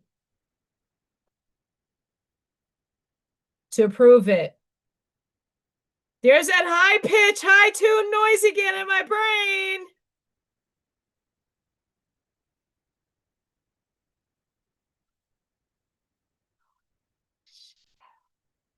That actually hurt. That was intense. Holy crap. I might be onto something right there. And I might be so off because I don't know this language is very like I get it, but I don't at the same like I don't know where they're coming from. The implications extend far beyond pure theory. The unified description could accelerate progress in quantum information science, quantum measurement theory, and even efforts to reconcile quantum mechanics with general relativity, which I need to stop fucking doing because one is classical and one is quantum. Just stop. Leave it over there. Bye. Dissolve over there. By treating time as fundamentally quantum rather than merely classical, I like that.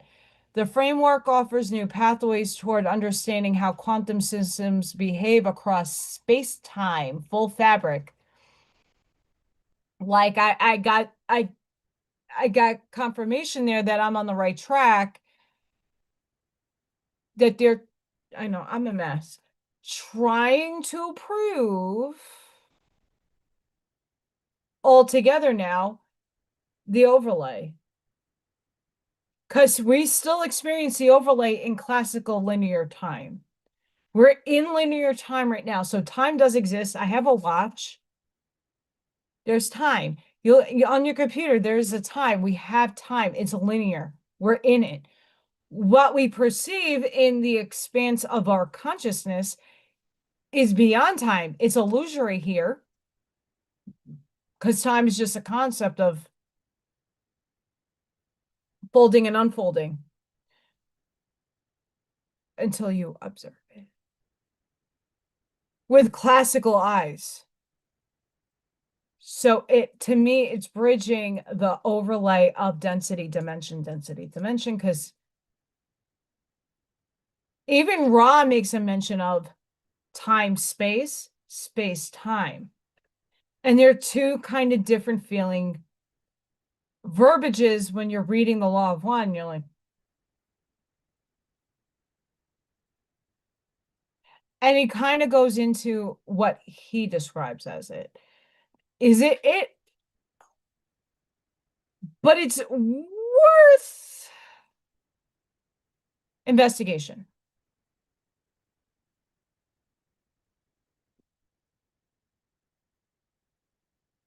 I know. I do crafting. We talk. I get quantum. I lose everybody. I love you all anyway. I don't know if I'm done with that yet. I might mosh podge it and do some cool maybe collages with it. We'll see. But if you did crafting today and you don't have to share what you're sipping. I had water and then I put some caffeine in it. Let me know. I would love to see it. Email me your photos. If you do artwork during Craft and Sip, I would love to see it. No one shows me their stuff. I'm not here to criticize you. That's not even done yet. And someone will probably have something to say about this. It doesn't, guys, don't worry about what other people have to say about what you do from your heart space. Stop allowing other people's opinions to bother you. Your reality, your creation, that's all that matters. I'm very critical about my artwork. I went to art school. I'm critical, but for my own stuff, not for anybody else's. I work with kiddos.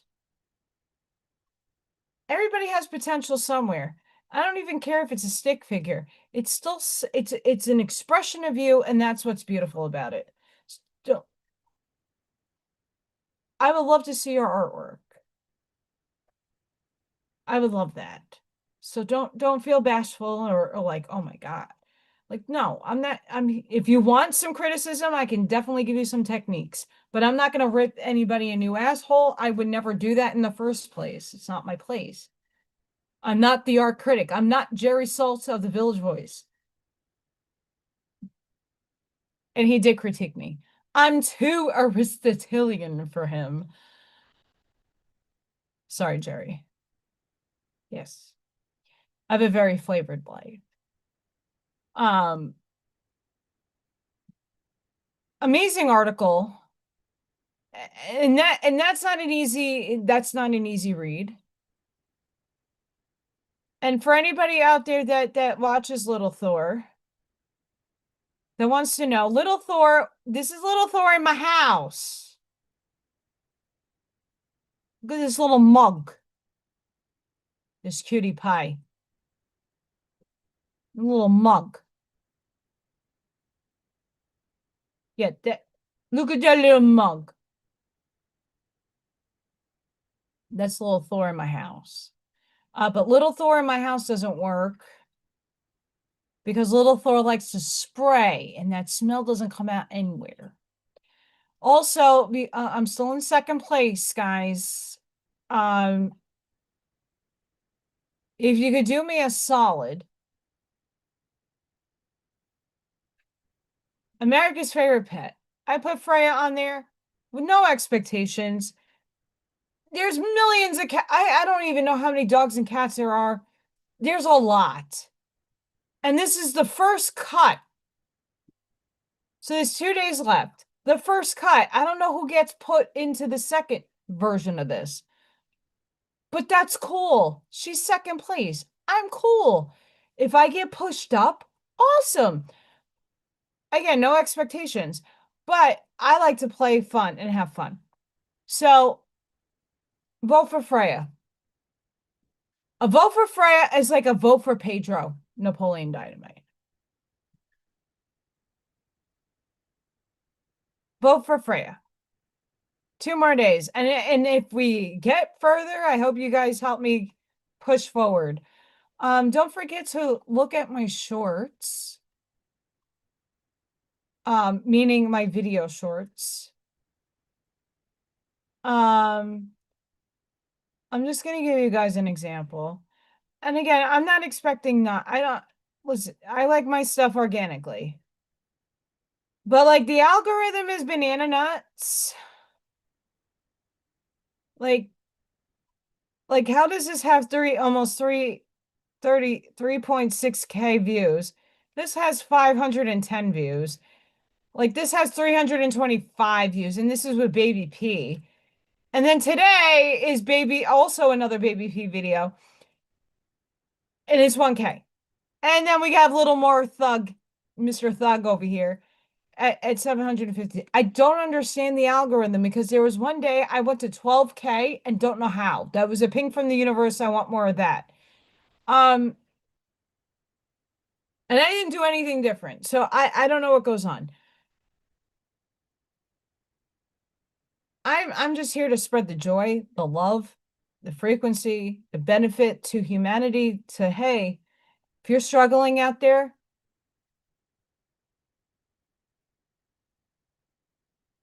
I know everybody doesn't like Peter Pan for the obvious reasons, but there's a lot of metaphor in Peter Pan that I will impart on you.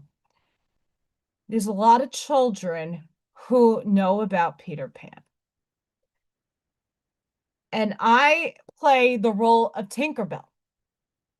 And I tell the kids who are acting out and have the ability to stop themselves, like can verbally like understand what I'm saying to them. I'm like, all right, you guys take a breath. And in order to fly to Never Never Land, I can't put fairy dust on you to fly to Never Never Land until you have happy thoughts. And then we talk about what makes somebody happy and what makes you, and I direct that to the kid and ask them what makes you happy. Now let's get into that state instead of destructing room, throwing things, being very aggressive. What could you do to get to a happy place? And I'll say the same thing for the adults. This is the state of like where I'm tuning my nervous system in. Okay, so like the echo is coming. I'm neutralizing it. I'm going here. I'm trying to dissolve that static. And I'm like, okay, what makes me happy? And living in that frequency.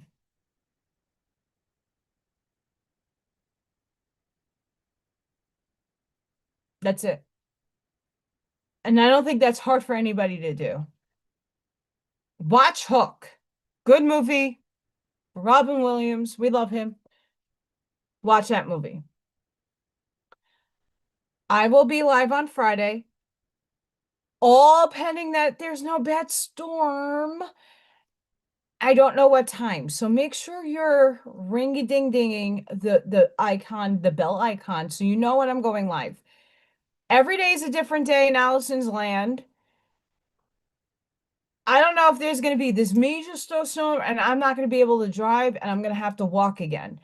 I don't mind walking. I have all the gear for it. It's just it takes me longer to get home and then to have something to eat.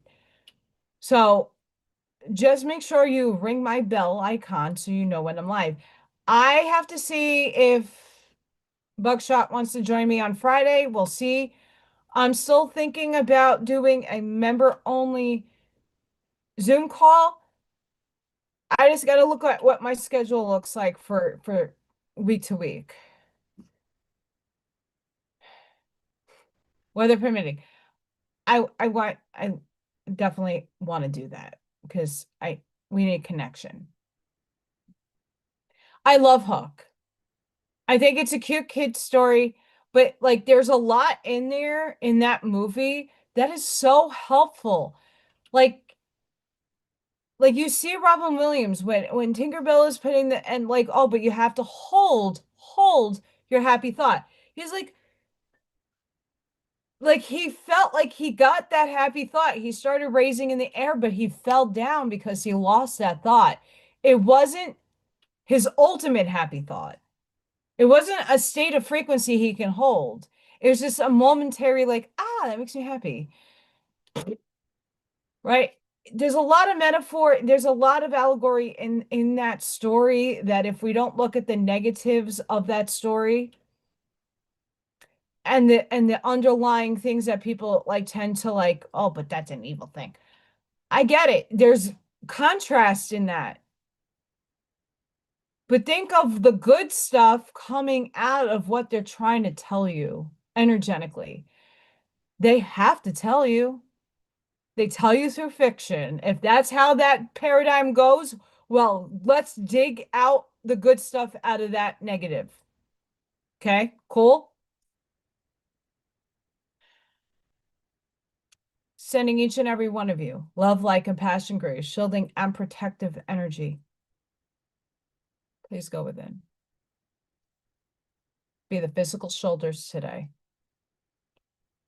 You are the lighthouse. Focus your light. Beam it out. Sprinkle your seeds respectfully with grace. You never know when that shoot's going to come out of the ground. We're all going to come out differently. And that's what I'm kind of pondering and postulating today.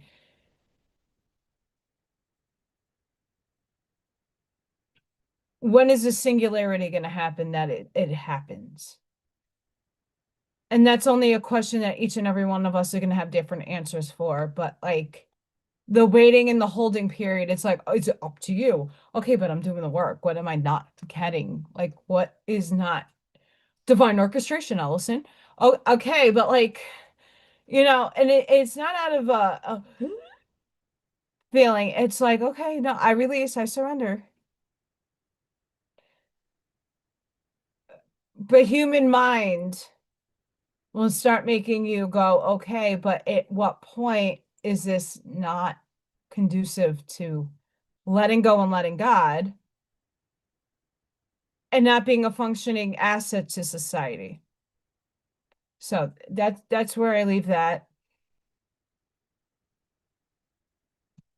Right, and that's not what we want. We don't want it right in front of us because we keep chasing what is right in front of us. We want it to merge already. Like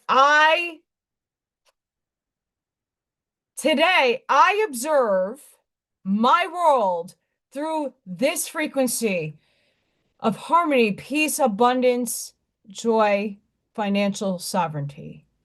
This is the only lens I use. All that is not in resonance with this frequencies is invisible to me. I command X, Y, and Z. I am a clear channel. I am running the new operating system. All else is interference. All is quantum quarantine and deleted.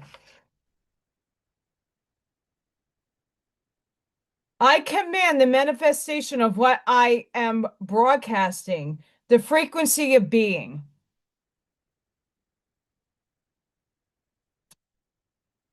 I command the collapse of the reality in which I'm a sovereign creator.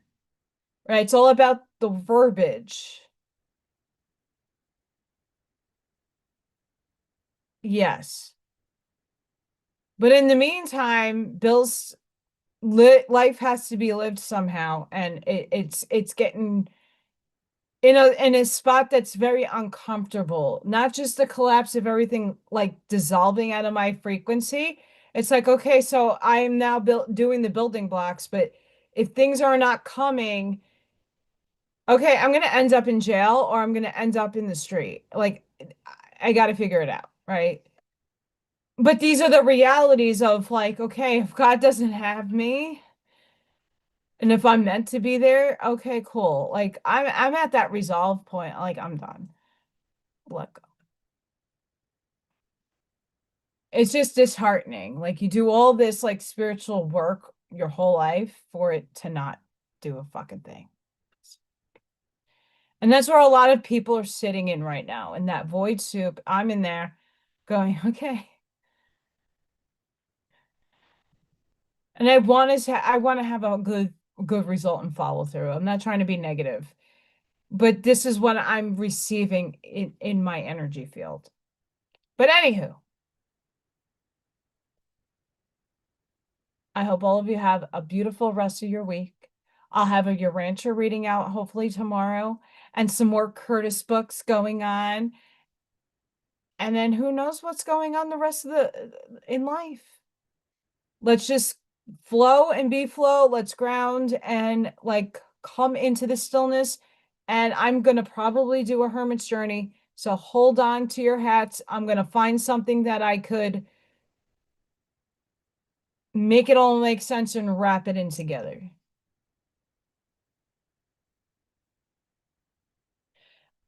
No more chasing. I just show up each day. I wake up, I hold my space, I hold into the stillness. I am broadcasting, I am deflecting that and dissolving that echo that keeps trying to pull me in. Right? It's an asshole. It really is. It's like right in front of your face going, "Hi, you see me? You see me? Come here." It hard. I have. I have.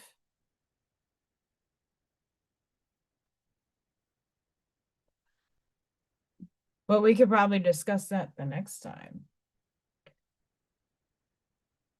But I want you guys to just go in, ground, go into the stillness. It's okay if you're in hermit land. Please, it's okay. I've been in there. I lived it my whole life halfway.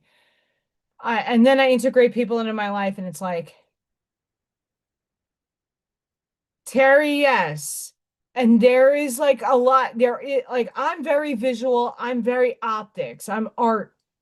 I can see a million things in my third eye, in my eyesight. I can see a lot. There are people that can't imagine shit. They can't visualize nothing. And that's unique, but a lot of them have the empathy of feeling. It's, everybody has a thing, right? And it's okay. That's why not every, like, people that like ask to go into the meditative state, like, if you can't visualize, there's feeling. You feel into things. It's more about taking the time for self and doing the work on self for the hermit. Like obviously the hermit and the tarot card has the light, the little lantern. But it's really taking the enclosure of self and like working on self and refining and recalibrating. And then once you're like confident that things are better, you go back out and impart your wisdom on it's like the hermit's journey, the cage, the cave, Zarathustra's cave up in the mountains and coming back down to society to impart wisdom onto his other selves. And they're like all these characters. It like Thus Spoke Zarathustra is a really good book from Nisha. I recommend full reading. Go watch all those episodes. I do a lot, but I also impart Manly P. Hall stuff too. Because that book also was like phenomenal. Short stories. But anyway, I gotta get some sleep and rest my eyes. So I love you all so very much. Thank you for joining me today. Please don't forget to like, share, subscribe, hype any one of my videos that you feel. I know you don't get many hypes. but that it just helps get me around and helps other people that might need my information to help them. You seeding that into the universe helps. And we're all here for each other anyway. Purpose. If you're going to be on another show, if you are doing something, please put it in the comments. Don't feel like you can't use the comment section. Just don't spam. I will take it down. But we love you. You are loved. You are loved. You are loved. And thank you to everybody. I really do appreciate everybody that shows up. My gratitude in my heart frequency is screaming, I love you. And I hope you have a blessed and beautiful day and night wherever you are in the world. Please be safe, be seen. And until the next